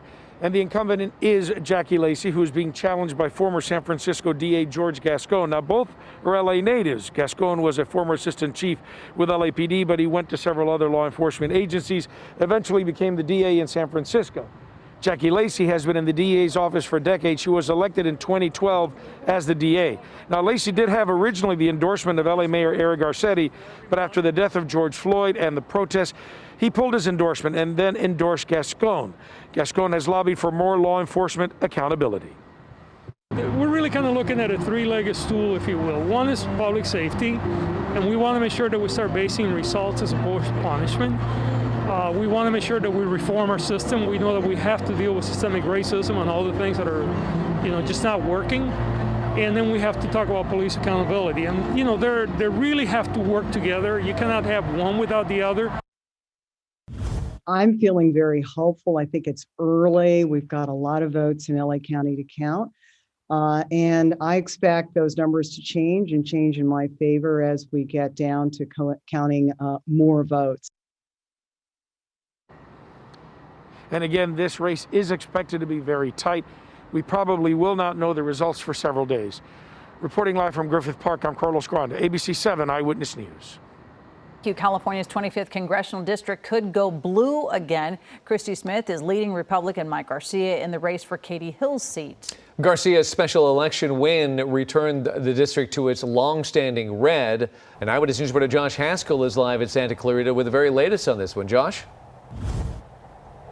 Yeah, David, could that win by Republicans be short-lived and could it turn blue? Well, let's get to the latest numbers right now, live from the 25th district. Now, the latest numbers in this race, Christy Smith is ahead of Mike Garcia, 52.4 44% to 47.56%. Christy Smith, just over 98,000 votes to Mike Garcia, 89,000 votes. Now we want to go and show you a little bit of video about these two campaigns. Clearly still a very close race here, and it is obviously very early, but the big question remains. Could the 25th district, made up of northern LA County and parts of eastern Ventura County, have its fourth member of Congress in just 2 years? It's a seat that first opened up after Katie Hill resigned. Then Republican Mike Garcia, a businessman and former Navy pilot, won the May special election against Assemblywoman Christy Smith. But Garcia isn't taking anything for granted as he faces Smith again. We met some first-time voters earlier tonight at the College of the Canyons who explained to us why they participated in the 2020 election. The disparity between like the two parties and opinions and beliefs, and I think that it would like change how lives of people of color and people in the LGBTQ plus community can live more freely here and actually have what America actually claims to have, a free country, and like I guess the great country that we all used to believe, and hopefully that'll change after this. Your impact, your word in this world will go ahead and make a difference in the future. So definitely be part of that difference, because you're going to look back and be like, man, I should have been part of that difference. Now, Hillary Clinton won the district by about 7 points in 2016, and the feeling has been that if Joe Biden did well here, we know that he's already won California, but how well he does in the 25th district, that was really the feeling that, hey, Christy Smith will win. And then if Donald Trump did well here, then Mike Garcia would win. So right now, Christy Smith slightly ahead. It is early, and we will continue to share the latest numbers. For now, live in Santa Clarita, Josh Haskell, ABC7 Eyewitness News. Josh, thank you very much for sorting that one out. Let's go to the presidential race. It is coming down to a handful of battleground states, and it could be days before all the votes are counted, and we may not have a winner for a while. Quite the drama that is playing out right now. Jory Rand has been tracking the numbers, and he joins us for the latest. Hey, Jory. Yeah, it could be days. We know it will be day. We know it won't be until tomorrow at the earliest that we find out who's going to win this race. Since we saw you last, just one more state came through. That would be Iowa, with 6 electoral college votes coming in for Donald Trump. Alaska, polls just closed there. That is expected to go to the president as well. But there are still quite a few battleground states still gray on this board. Both camps, President Trump's and former Vice President Biden's, feel like they have a great shot of winning this election. But as we said, we won't know for some time. We're expecting to hear from both candidates tonight. We already heard from one. Former Vice President Joe Biden spoke just a short time ago. Here's a bit of what he had to say. We feel good about where we are. We really do. I'm here to tell you tonight, we believe we're on track to win this election.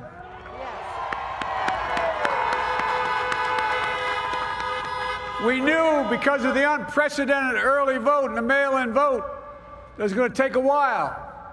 We're going to have to be patient until the hard work of tallying the votes is finished. And it ain't over till every vote is counted, every ballot is counted.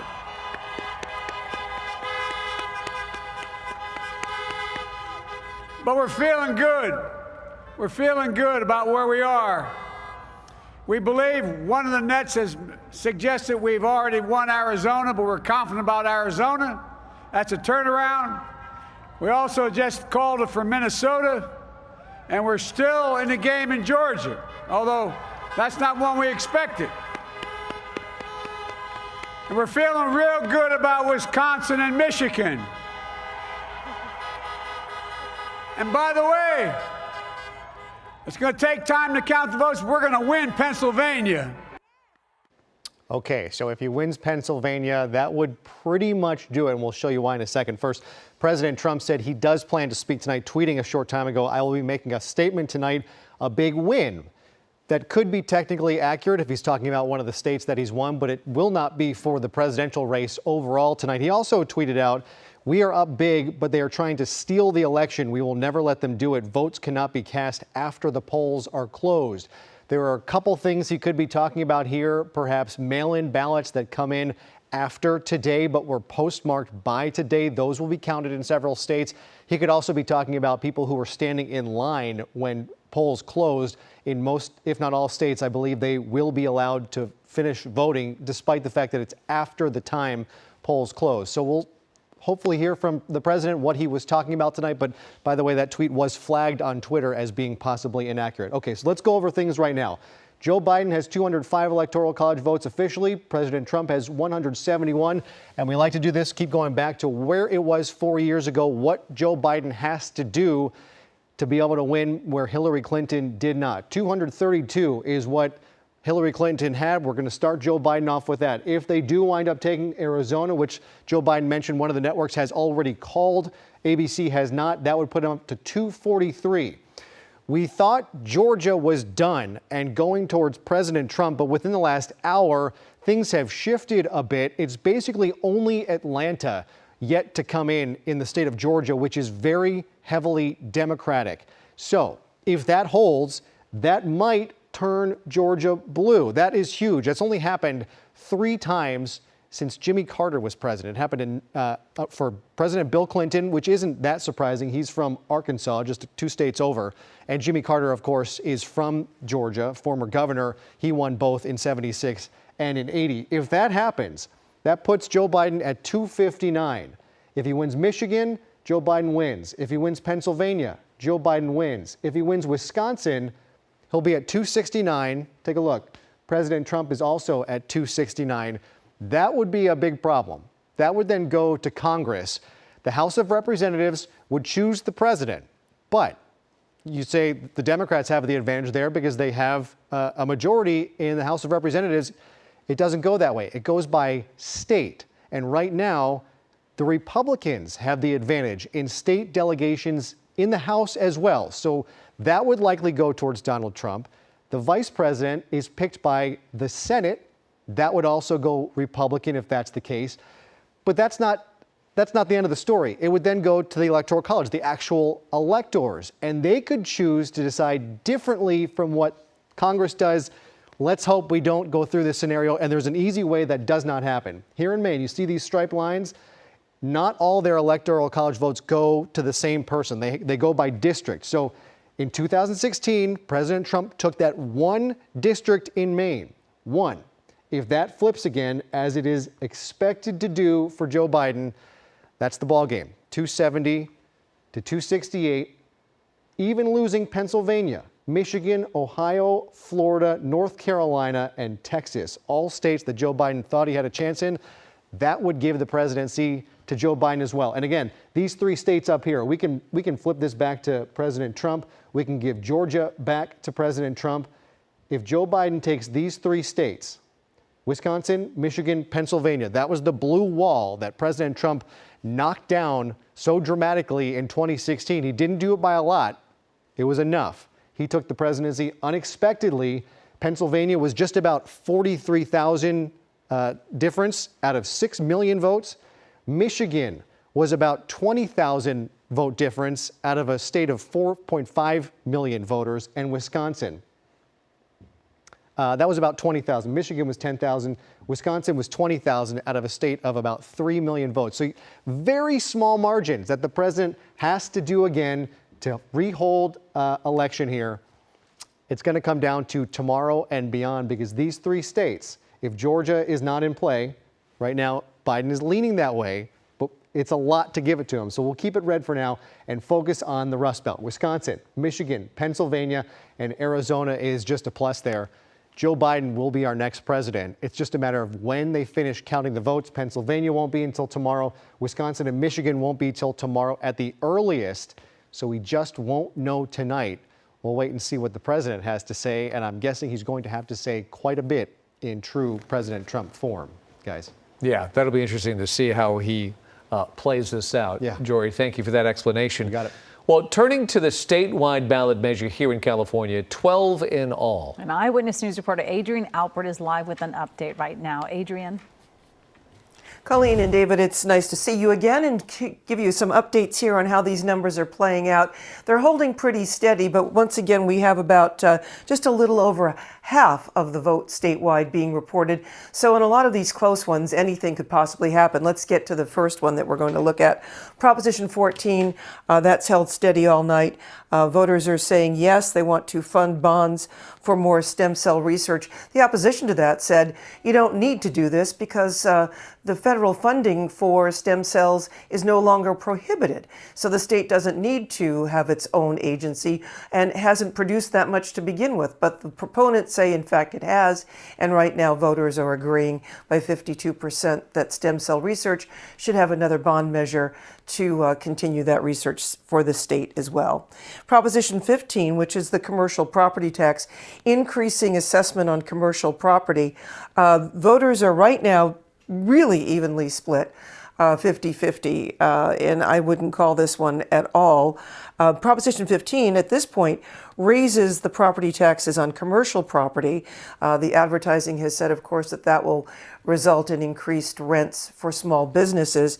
More importantly, the argument was, while Prop 13, which guarantees homeowners a much more predictable tax rate, and that would be considered the third rail of politics, as they say. If anybody wanted to start changing that, the opponents of this said, you know, yes, we could possibly come after Prop 13. Highly unlikely, but at this point, right now, it's too close to call on what's going to happen to commercial property. Moving on to Proposition 16, affirmative action. California being one of the few states now that will not have affirmative action or preferences given to students in public colleges and universities and in government contracting. Voters are resoundingly saying no to affirmative action. That was done away with 25 years ago. This was an attempt to bring it back after the social injustice and some of the other marches and protests over the summer. One would have thought that this measure, which really qualified before that, would have been a slam dunk, but in fact, it is not. Proposition 17, moving on to restoring a felon's who is a parolee vote. Voters are saying, yes, we want to grant the vote to felons who are on parole, and that number seems to be holding pretty steady. And while we want to give felons the right to vote on Proposition 18, California voters do not want to give 17-year-olds the right to vote. 17-year-olds who would have been 17 in a primary but turned 18 by a general election would have been allowed to vote. They thought this would have made more civically engaged youth, but voters right now are saying no to that by 54%. Proposition 19, which is kind of a tricky one, which has many facets to it, but Proposition 19 right now, voters are still by a very small margin really saying yes on property tax transfers, to change the tax laws to allow certain types of property to be taxed differently, and how we can move and be taxed on houses for those who are over 55 and for those who are disabled or wildfire victims. Proposition 20, an interesting one. This one would have created stricter parole and sentencing laws, would have reclassified certain crimes. Right now, that looks pretty much like it's going to be defeated. Interestingly, those who were in favor of what this would have done, again, made more felons stay in prison. Those who were opposed to it said this would cause more prisons to be built. This would have been a repudiation of two measures, Propositions 47 and 57, which were enacted in the last 5 or 6 years to relieve prison overcrowding, which was considered unconstitutional. Ironically, that George Gascon, DA candidate, was one of the authors of Proposition 47, which allowed for lesser sentencing laws on felons and crimes and not making the sentences so strict. Moving to Prop 21, this is for local government rent control, expanding rent control for local government in older homes. 62% of voters are saying no. They don't want stricter local government rent control. That's 58%. No, numbers are changing on me here. No on Proposition 21, local government rent control. And this will probably, with 55%, hold, but the night is young. Let's go to Proposition 22. This is one of the most contentious ones. It is the most expensive ballot measure ever in California history. Proposition 22 voters are saying yes, they want to define drivers as private contractors, individual contractors, and not have the labor standards.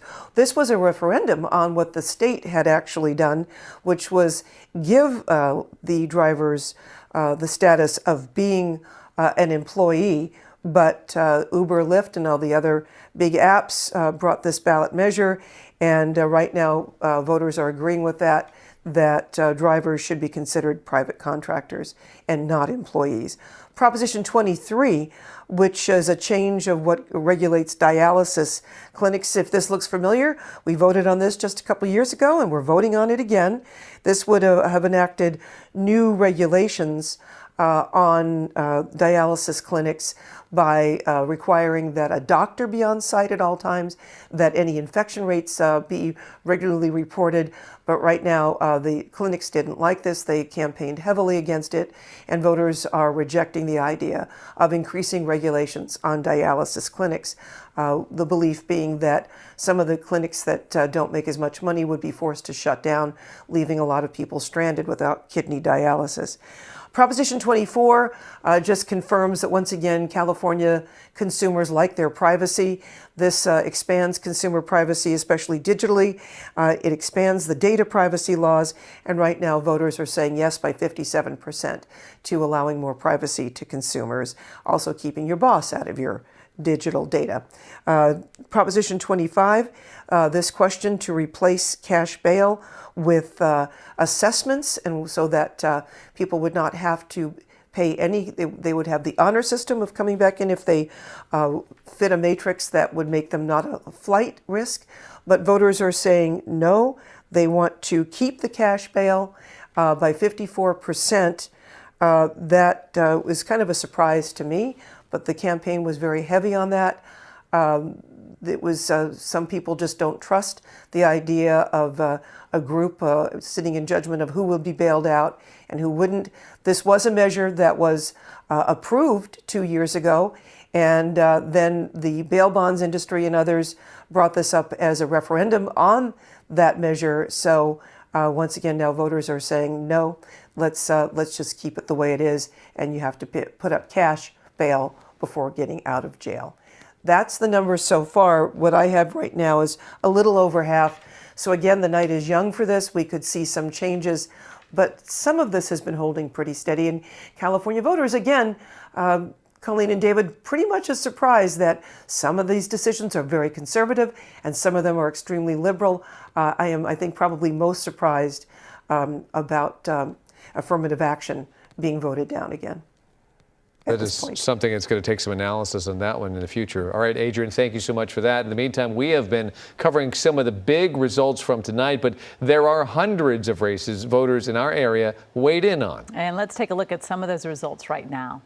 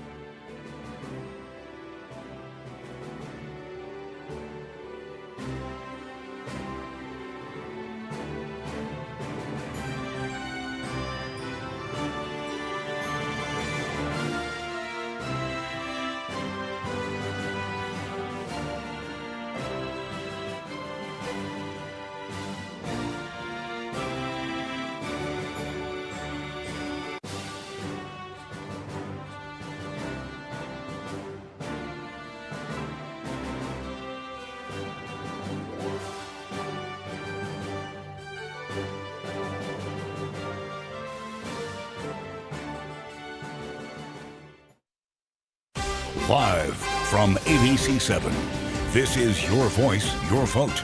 The 2020 general election. All right, well, welcome back. For more now on what some of these results mean and how the night is shaping up, let's go to Boris Ricks, professor and co-director of the Center for Southern California Studies at CSUN.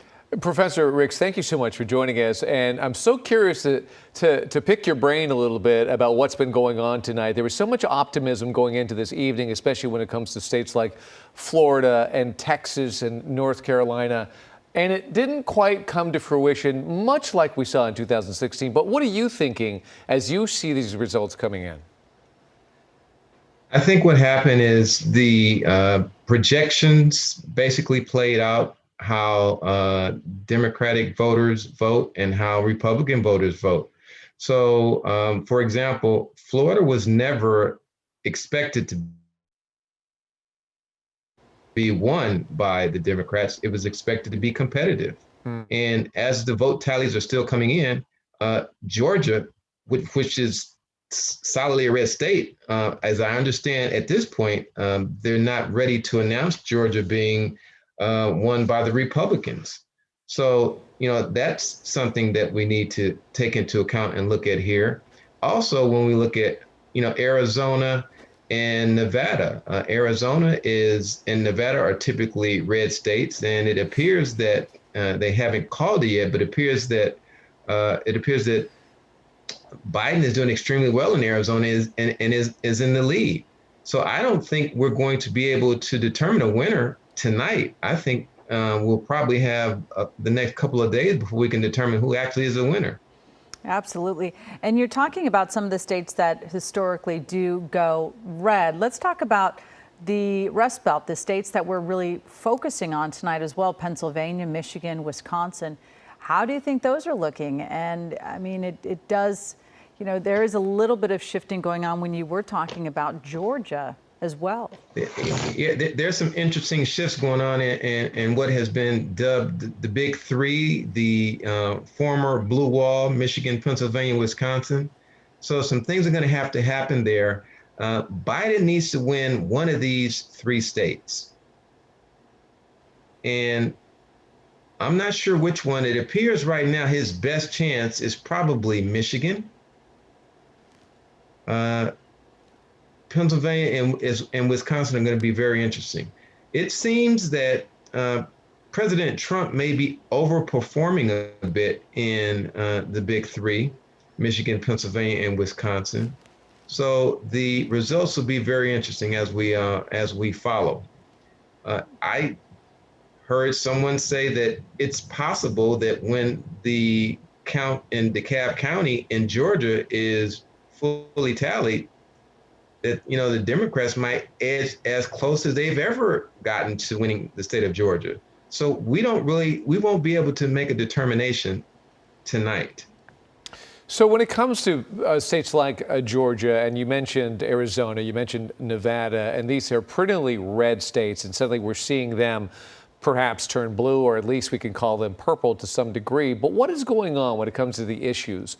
What's changing their color, and who is helping it change?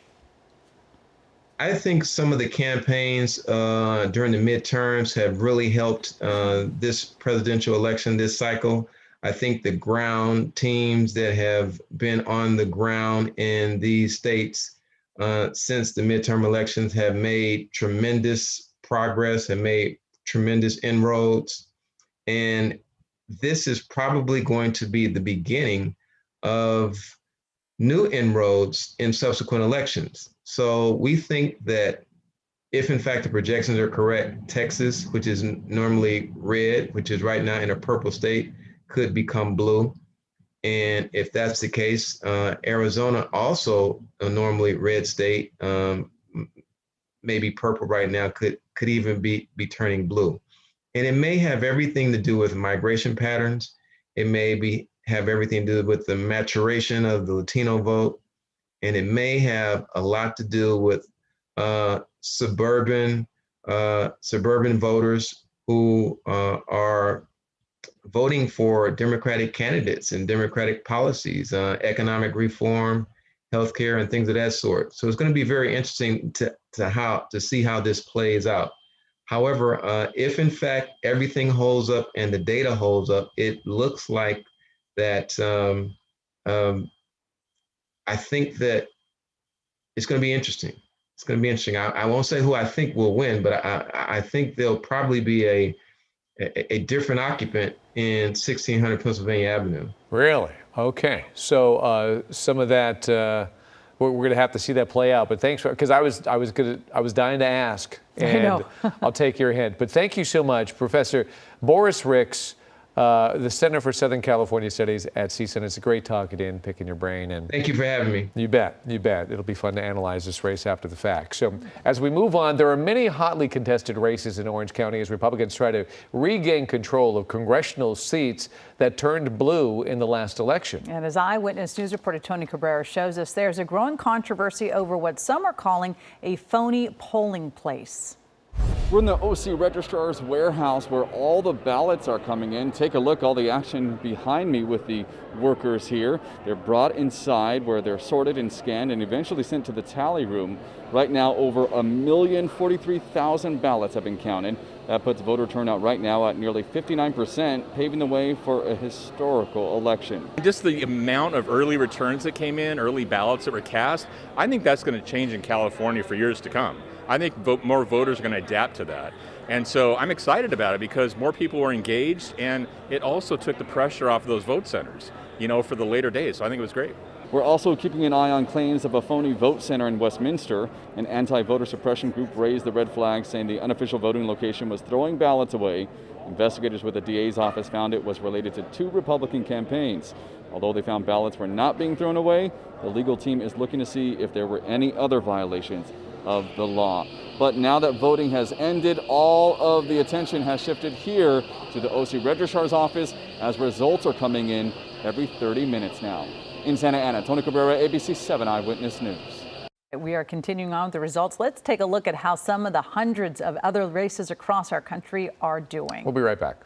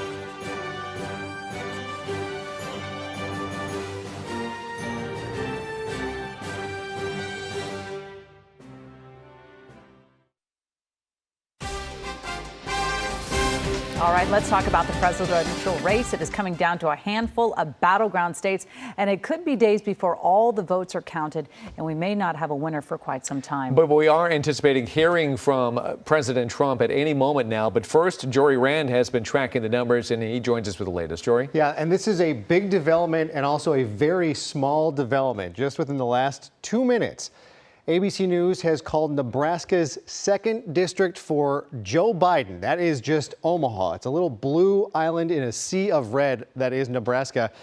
It's been a long time, more than a decade since that has happened. It has gone Democratic, and it's just one electoral college vote. But what we've been showing you throughout the night is it could prove to be very good for Joe Biden. This is the 2016 map. This is what Hillary Clinton won. We're going to just give those to Joe Biden right off the bat. That one district that he flips, that is now official, that puts him at 233. It doesn't sound like it's a lot, but when you start talking about states where he's looking pretty good in, Arizona, he's at 244. Wisconsin, he's at 254. And Michigan puts him exactly at 270. That one electoral college vote puts him over the limit. If he just gets these 3 states, Arizona is looking good. Wisconsin, Michigan, we won't know until tomorrow at the earliest, likely even later than that. Of course, there's also Pennsylvania out here. This is the 3rd state that President Trump flipped from blue to red 4 years ago. If Pennsylvania goes, then Joe Biden doesn't need Michigan or Wisconsin or one of those two. There's also the issue of Georgia. President Trump right now, if you look at the raw numbers of what has come in, President Trump leads by several 100,000 votes. That sounds like it should be insurmountable at this point. But the only votes left to come in the state of Georgia are the 2 counties around Atlanta, which are going to skew heavily. We're talking 75 to 80% so far for Joe Biden. That puts Georgia back in play shockingly at this point. So we take Pennsylvania and Wisconsin away. Arizona and Georgia puts Joe Biden just 10 electoral college votes. That means any one of these 3 that President Trump won 4 years ago, if Joe Biden is able to flip, that would give the presidency to Joe Biden. Pennsylvania is a state that Democrats feel very good about. Philadelphia is going to go strongly for Joe Biden. The hope is Philadelphia to the east, Pittsburgh to the west. Those 2 cities, they're hoping have enough Democratic vote to carry what is going to be very heavily President Trump in the middle of the state. What we're seeing, surprisingly, I think to some, and what President Trump and the Republicans have been saying for some time is they have increased their turnout in a lot of rural areas. Joe Biden and the Democrats are taking urban industrial areas in cities, but President Trump has increased his vote total in the rural areas, which is why when we were talking about places like Florida or North Carolina, we have not seen that happen. We're talking about Texas. President Trump has 1 million more votes so far this year than he had 4 years ago. Joe Biden also has about that many more than what Hillary Clinton got. But the fact that President Trump was able to pick up 1 million votes prevented Texas from going blue, which would have been the first time in a long time since we've seen Texas go for a Democrat. I believe it was back with another Jimmy Carter, who pretty much swept the South when he ran in 1976. It's been a long time. So what it all comes down to, Arizona has not been called by ABC News. We'll flip that back to red. Joe Biden at 233. Pennsylvania, Michigan, Wisconsin, those are the big 3 states. We knew that was going to be the case. That's the blue wall that was talked about 4 years ago that would prevent President Trump from becoming President Trump. President Trump knocked it down 4 years ago. Joe Biden trying to take it back. Votes won't be counted for some time, at least till tomorrow. Likely even longer than that.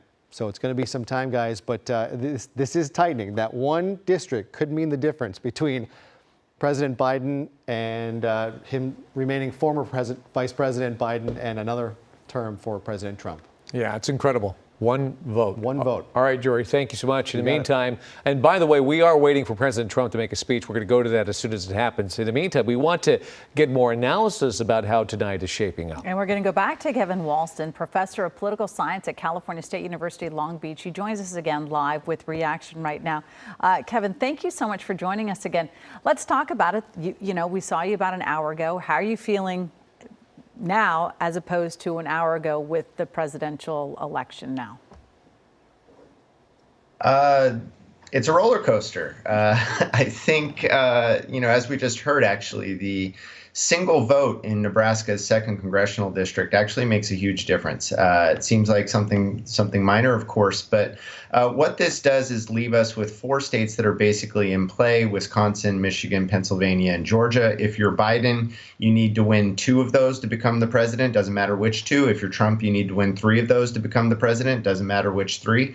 So we have a pretty clear sense of where things are now, but we're also getting a lot of uncertainty around Arizona. We're getting some uncertainty around North Carolina. We just don't know much, and it's unlikely that we will. So I think at this point, settling in with our anxiety is probably the main challenge in front of us. Heading into this election, what did you think was going to be the key issue, the key point? And do you still think that now that you've seen some of these results? Yeah, I think this campaign obviously was about 2 things, and this is reflected in the exit polling data that we're seeing already. The first is COVID and the economy. I'm sort of lumping those together as 2 main areas where the electorate was evaluating President Trump's performance. How well did he manage the pandemic? How well did he manage the economy, particularly during the pandemic? The second issue, of course, was the issue of race in the United States. And obviously there were tremendous protests that took place over the summer. What has been fascinating about watching this campaign unfold is the remarkable stability, actually, in how Biden and Trump were polling, despite all of the uncertainty and upheaval created by COVID and created by some of the protests related to Black Lives Matter. So it has been surprising in its stability. I think these are issues that are important to people, but they're also issues that people view through a very particular partisan lens at this point. So how you see President Trump's handling of these issues depends a lot on whether you're a Republican or a Democrat. And we're seeing that reflected, I think, in some of the results, along with the uncertainty associated with a massive level of voter turnout in this election. Mm-hmm. Kevin, I don't mean to put you on the spot, but I am going to put you on the spot. You know, we've had you work with Boris Ricks before. We've interviewed you both at the same time, and he was just talking about, he is a professor for the Center for Southern California Studies at CSUN. We asked him. We didn't actually ask him who he thought was going to win the presidential election, but he did say his prediction was that there will be a new occupant in the White House. Are you willing to say anything about what you think if you had your crystal ball? Yeah, my crystal ball I actually left it in the car, but so I don't know what it says. But if I had to be somebody and I wanted to be president, I would want to be Joe Biden at this point. The reason why is because although Trump is ahead in enough of these states, Wisconsin, Michigan, Pennsylvania, Georgia, we have to think about how the sort of timing of the counting of the ballots is going to play out. And one of the interesting parts of this election has been the extent to which partisans have chosen to vote at different moments. It has been the case that Republicans were mobilized around voting on Election Day. Democrats were more likely to vote in the early voting period. So as we get the counting of these mail-in ballots and as we get just the sort of Election Day turnout counted from different parts of each of these states, I think you're going to see things starting to move in Biden's direction. So this is going to be close. If I had to be anybody, I would want to be Biden. I think things are looking a little bit in his favor, but I just want to add the caveat here where things are highly unprecedented. We don't have a good set of expectations that are grounded in anything we really know based on previous elections. So it's looking like Biden right now, but I wouldn't want to bet too much money on it. Definitely not my crystal ball. Well, you handled that question beautifully. Thank you so much for giving us your thoughts. And Kevin Walston, professor of political science at Cal State Long Beach. And I'm sure we'll be talking to you again very soon. So let's move on to the LA County DA Jackie Lacy's and George Gascon race. This is the latest results that we have on that right now, and it is still very close. You'll notice it says 0 precincts reporting, but there are a significant amount of votes because those votes, what we understand, are the mail-in ballots. We're still waiting for the precincts to report in, but a significant amount of votes already counted. And right now, Gascon has a big lead, or at least a 10-point lead, 55% over incumbent Jackie Lacy with 45%. Yeah, and we're also taking a look at some of the other local races going on. LA County Board of Supervisors, District 2, Herb Wesson versus Holly Mitchell. You can see right there, again, with the mail-in ballots being counted, Holly Mitchell is winning with 62% of the vote. LA City Council District 4, that is with Nithya Raman and David Rue, and 52% so far with Raman, and Rue has 48%. So this one is pretty close with a lot of precincts to count still. And we're also taking a look at the Los Angeles County City Council District 10, Mark Ridley Thomas versus Grace Yu. You can see Mark Ridley Thomas right now has a very good lead at 62%. LA County Measure J, this moves some county money away from law enforcement and prisons towards social service programs, a big issue that's been taking place this spring and summer. Yes, so far, 58%, no, 42%, a lot of precincts to count there as well. And now let's taking a look at U.S. House District 25 with Christy Smith against Mike Garcia. You can see this is the one, again, Josh Haskell's been reporting on. Christy Smith right now is leading with 52% of the vote, and that is with 50% of the precincts reporting. U.S. Congress District 39, that would be Gil Cisneros versus Young Kim, and Cisneros with 54%, Young Kim with 46%, 73% of the precincts reporting. And now to U.S. House District 45 with Katie Porter right now leading with 57% of the votes over Greg Raths, and that's with 75% of the precincts reporting there. U.S. Congress District 48, which would be Harley Ruda versus Michelle Steele, and 79% of the precincts reporting. Ruda with 54%, Michelle Steele with 46%. And voters in LA County had the option to vote by mail, ballot drop-off, and in person. And in Long Beach, they had a fourth option. Community journalist Rachel Jordan tells us what that is. This election day, Long Beach voters have options when it comes to how they want to cast their ballot. And this year, voters don't even need to leave their car. I just slide it in. Since October, voters have been able to cast their ballot drive-through style on the Cal State Long Beach campus. You can just drive up and drop it off in. You don't have to go through the whole deal where they have to check everything and go into the dealing with the whole computer thing. It just seems safer during the pandemic than to go in person. And it's pretty simple. Voters fill out their mail-in ballot, drive up to the ballot drop box on campus, drop it off, and voila. It's really this easy. It's a no-contact way of voting, but it also ensures that that ballot gets into a secure drop box. We then go and collect those ballots, bring them back to our office for processing.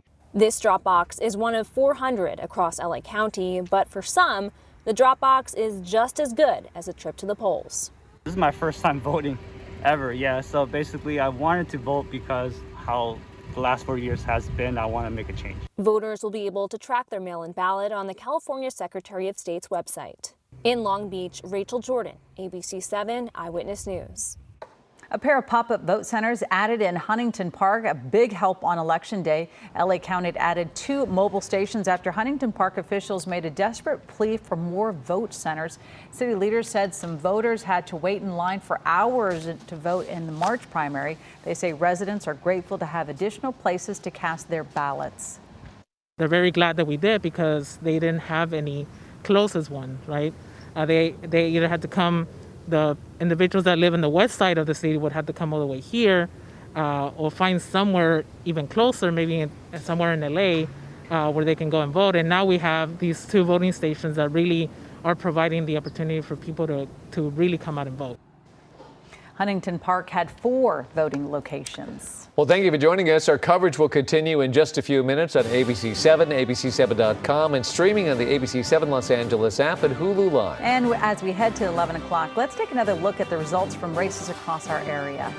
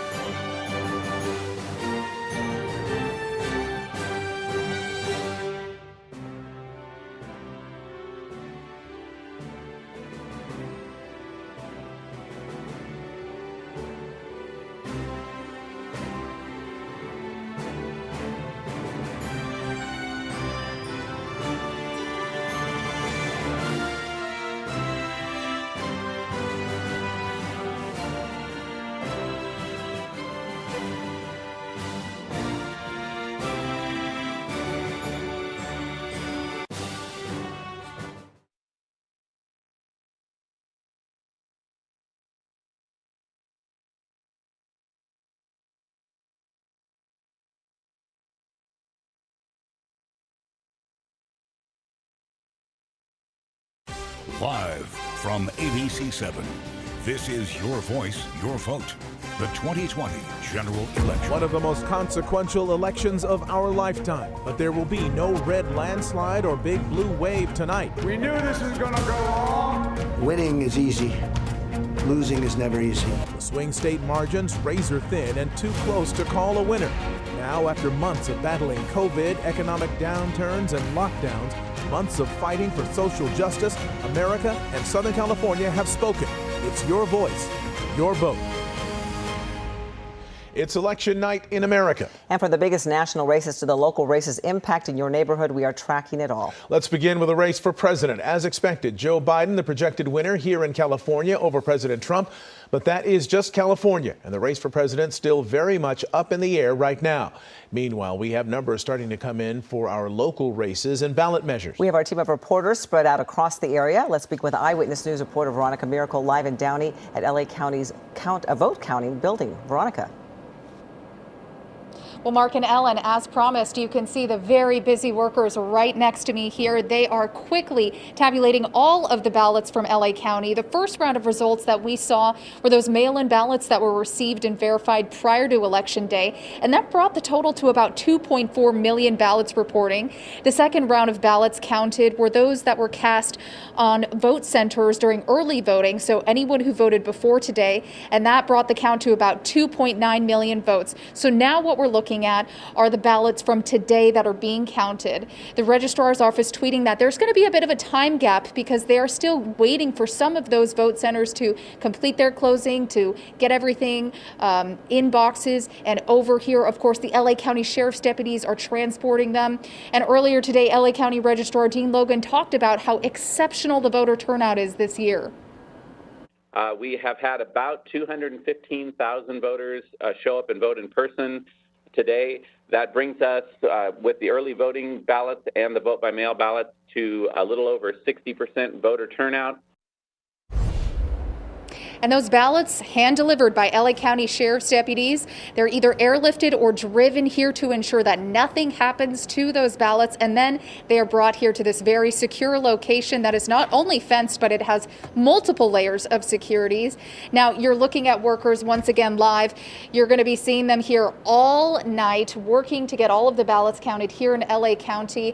And you can see it is a very tough job as they try to get through every single one. For now, we are reporting live in Downey. Veronica Miracle, ABC7 Eyewitness News. All right, Veronica, thank you. There was some unruly behavior in downtown Los Angeles. Chris Christie overhead. It was involved a police response. Let's get some details. Chris?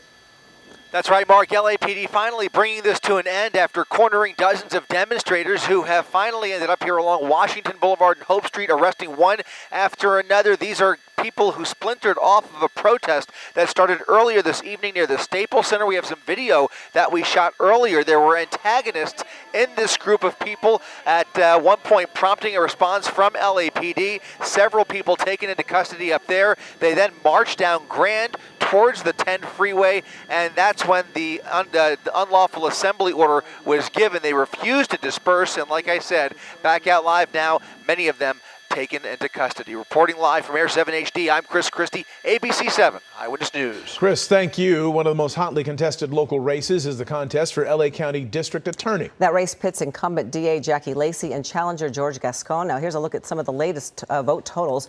George Gascon right now leading with 55% to Jackie Lacy's 45%. Right now we do not know what percentage of precincts are reporting at this moment. That would be the early votes so far. They're going to start tallying the today's votes later on this evening. Eyewitness News reporter Carlos Granda live in Griffith Park with more. Carlos. Well, that's right. This has become a very high-profile race. And as you said, Mark, these are all the early mail-in ballots. They have not yet started counting the ones for the people voting today. But as you said, normally the DA's race does not get a whole lot of publicity, but this year, very much unlike any other. The incumbent is Jackie Lacy, who is being challenged by former San Francisco DA George Gascon. Now, both are LA natives. Gascon was a former assistant chief with the LAPD. He went to several other law enforcement agencies, eventually becoming the DA in San Francisco. Now, Lacy has been in the DA's office for decades. He was elected back in 2012. Lacy had the endorsement of LA Mayor Eric Garcetti, but this year, after the death of George Floyd and protests that we had all over the country, he then pulled his endorsement and endorsed Gascon. Gascon has lobbied for more law enforcement accountability. We're really kind of looking at a three-legged stool, if you will. One is public safety, and we want to make sure that we start basing results as opposed to punishment. We want to make sure that we reform our system. We know that we have to deal with systemic racism and all the things that are, just not working. And then we have to talk about police accountability. And, they really have to work together. You cannot have one without the other. I'm feeling very hopeful. I think it's early. We've got a lot of votes in LA County to count.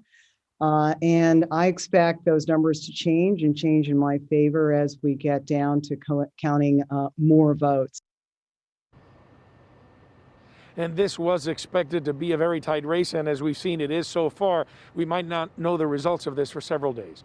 Reporting live from Griffith Park, I'm Carlos Granda, ABC7 Eyewitness News. Carlos, thank you. And the race for president has turned into a late-night cliffhanger. We heard from Joe Biden a short time ago. No word yet from President Trump. Although it is expected, we're told, in a matter of a minute or two, actually, and if he does speak, we will go to it. At this point, the only thing we do know, no clear winner tonight. Let's go live to our Jory Rand. He's been tracking the numbers. Jory. No winners, but Republicans are outperforming expectations and polling. There was talk tonight that Joe Biden could sweep some states across the South like Florida, Georgia, North Carolina, even Texas. Iowa was in the discussion.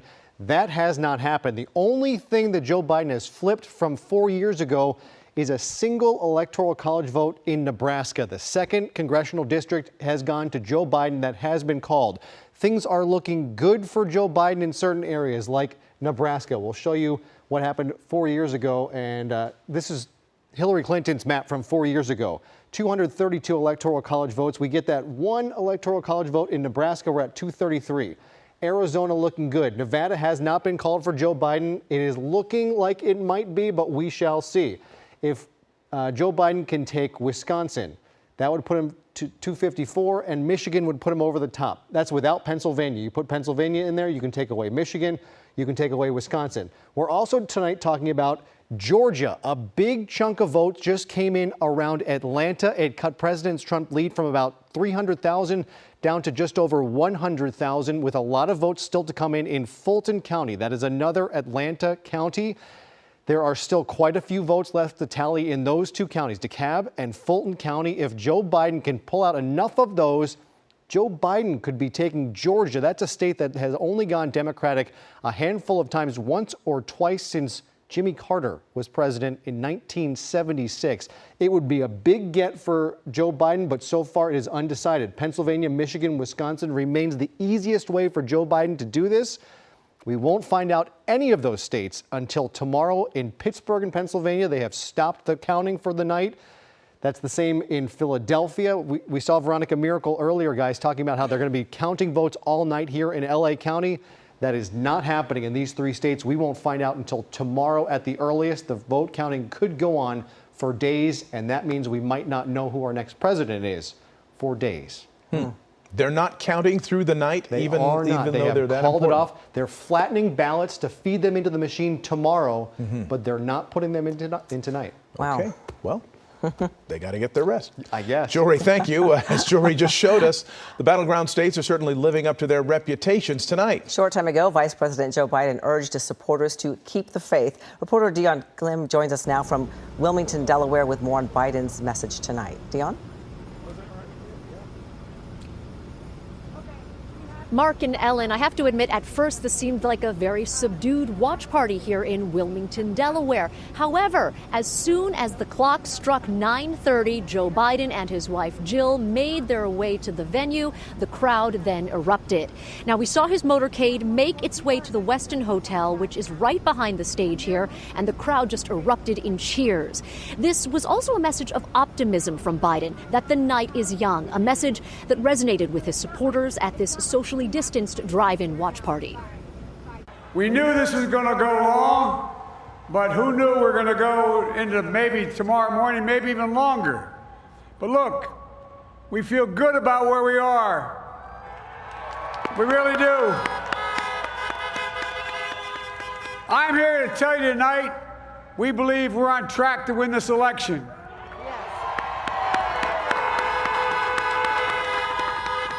We knew because of the unprecedented early vote and the mail-in vote that it was going to take a while.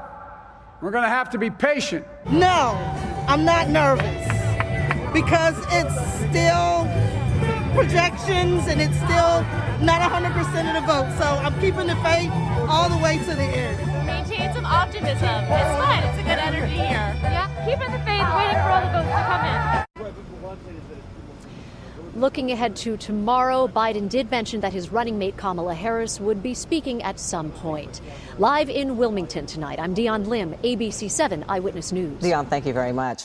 California's 25th congressional district could turn blue again. Democratic state lawmaker Christy Smith has a slim lead over Republican incumbent Mike Garcia. Eyewitness News reporter Josh Haskell live now in Santa Clarita with the latest numbers there. Josh? Yeah, Mark, as you know, we have been focused on District 25 for over 2 years. It has gone from Republican control to Democratic control, back to Republican control, and it could change again tonight. Let's get to the latest numbers. The latest numbers show that Christy Smith has a slight lead over Mike Garcia. Christy Smith at 52.44% to Mike Garcia 47.56%. Christy Smith leading by almost 10,000 votes. Obviously very early in this race. It is one of the most competitive congressional races in the country. Now, the 25th district is made up of northern LA County and part of eastern Ventura County, and over $17 million has been spent on this race. The seat first opened after Katie Hill resigned. Then Republican Mike Garcia, a businessman and former Navy pilot, won the May special election against Assemblywoman Christy Smith. When Garcia won, it was the first time in 2 decades that Republicans turned a congressional seat in California from blue to red. Earlier tonight, we talked with a Santa Clarita resident who voted for his first time at the age of 25. It probably took me, maybe max 10 minutes, 10, 15 minutes. And it was very easy. Of course, I did my research before coming in here. But am I going to do it again? Yeah, 100%. I'm going to stay voting. Yeah. There's a lot of stake, as in there's a lot of difference that could be made. When it comes down to people like me, 25-year-olds, millennials and stuff like that, it seems to be, if I'm not mistaken, 2020, a lot of millennials open their eyes and say, hey, you know what, I have to vote. So my message is, you know what, don't just do what you feel in your gut that's right. And you may be asking yourself, sorry, there's something near our live position, but you may be asking yourself, you know, how strange it, hold on, I'm gonna walk away. We'll send it back to you. All right, well, hopefully Josh Haskell is okay there. We'll find out what's going on there. Now to a big race in the OC. Freshman Representative Katie Porter facing Republican challenger Greg Raths. Let's take a look at the totals there. Katie Porter at the moment with 57% to Raths 43%, and 100% of the precincts reporting there. So it looks like Katie Porter is on her way to victory again. Well, there are many hotly contested races in Orange County as Republicans try to regain control of congressional seats that turned blue in the last election. Meanwhile, an investigation is underway into what some are calling, or was actually, a phony polling place. Somebody reported that to authorities. Eyewitness News reporter Tony Cabrera. More now in Santa Ana, where election workers are busy counting the ballots. Tony. Mark, Ellen, ballots continue to arrive here at the registrar's warehouse here in Santa Ana. And as you can see behind, they are getting busy here. These are mail ballots that were dropped off at vote centers. And I'm told there are a lot of them coming in as they're looking at them visually here. Voter turnout is looking to be historic here in Orange County. Registrar of Voters Neil Kelly tells me that by the end of the night, once all the in-person voting comes in, voter turnout will be at 76%. That's before a number of mail-in ballots will be counted, meaning turnout will likely surpass 2016's voter turnout, which was at 80%. So far, more than 1.2 million ballots have been counted. In the presidential race right now, 54% of the vote is going to Joe Biden in Orange County, nearly 44% going to President Trump. Of course, that is just right now with the votes. There could still be more than 509,000 ballots to be counted. But what shocks Neil Kelly is the enormous amount of people who chose to vote early this year. Just the amount of early returns that came in, early ballots that were cast, I think that's going to change in California for years to come. I think more voters are going to adapt to that. And so I'm excited about it because more people were engaged, and it also took the pressure off of those vote centers, for the later days. So I think it was great. There weren't many issues today except for a claim of a phony vote center in Westminster. An anti-voter suppression group raised the red flag, saying the unofficial voting location was collecting ballots and throwing them away. Investigators with the DA's office found it was related to 2 Republican campaigns. Although they found ballots were not being thrown away, the legal team is determining if there may have been any violations. Back here at the registrar's office, I'm told they're in a good position to count these ballots as they have doubled capacity. So they're going to be able to get through these ballots a lot faster than they have in previous years. Neil Kelly tells me in previous years it would have taken double the amount of time, but with COVID-19, thinking that everything might be mail-in ballots this year, they have double capacity, and so therefore they're ready to kind of whiz through these ballots. Live in Santa Ana, Tony Cabrera, ABC7 Eyewitness News. All right, Tony, thank you very much. We do want to let you know that Josh Haskell is okay. He thought some sort of snake or animal was there in the dark, so he's okay. That's fine. A relief. A lot of statewide propositions on the California ballot for voters to decide, and everything from rent control to ending the ban on affirmative action. Our Adrian Alpert, the host of Eyewitness Newsmakers, joining us now with a look at the latest results on all those ballot propositions. Adrian. Mark and Ellen, nice to see you. There's about 65% of the vote now statewide coming in, and so some of the state propositions have been called. Let's go to the first proposition. Prop 14, stem cell research. Right now, voters are saying yes to issue more bonds for stem cell research. Too close to call that one, though. Proposition 15, commercial property tax, split rolls. No, don't split the rolls. Right now, voters are saying that by 51%, keeping commercial property at the same rate as private property. That one's too close to call also. Proposition 16, affirmative action.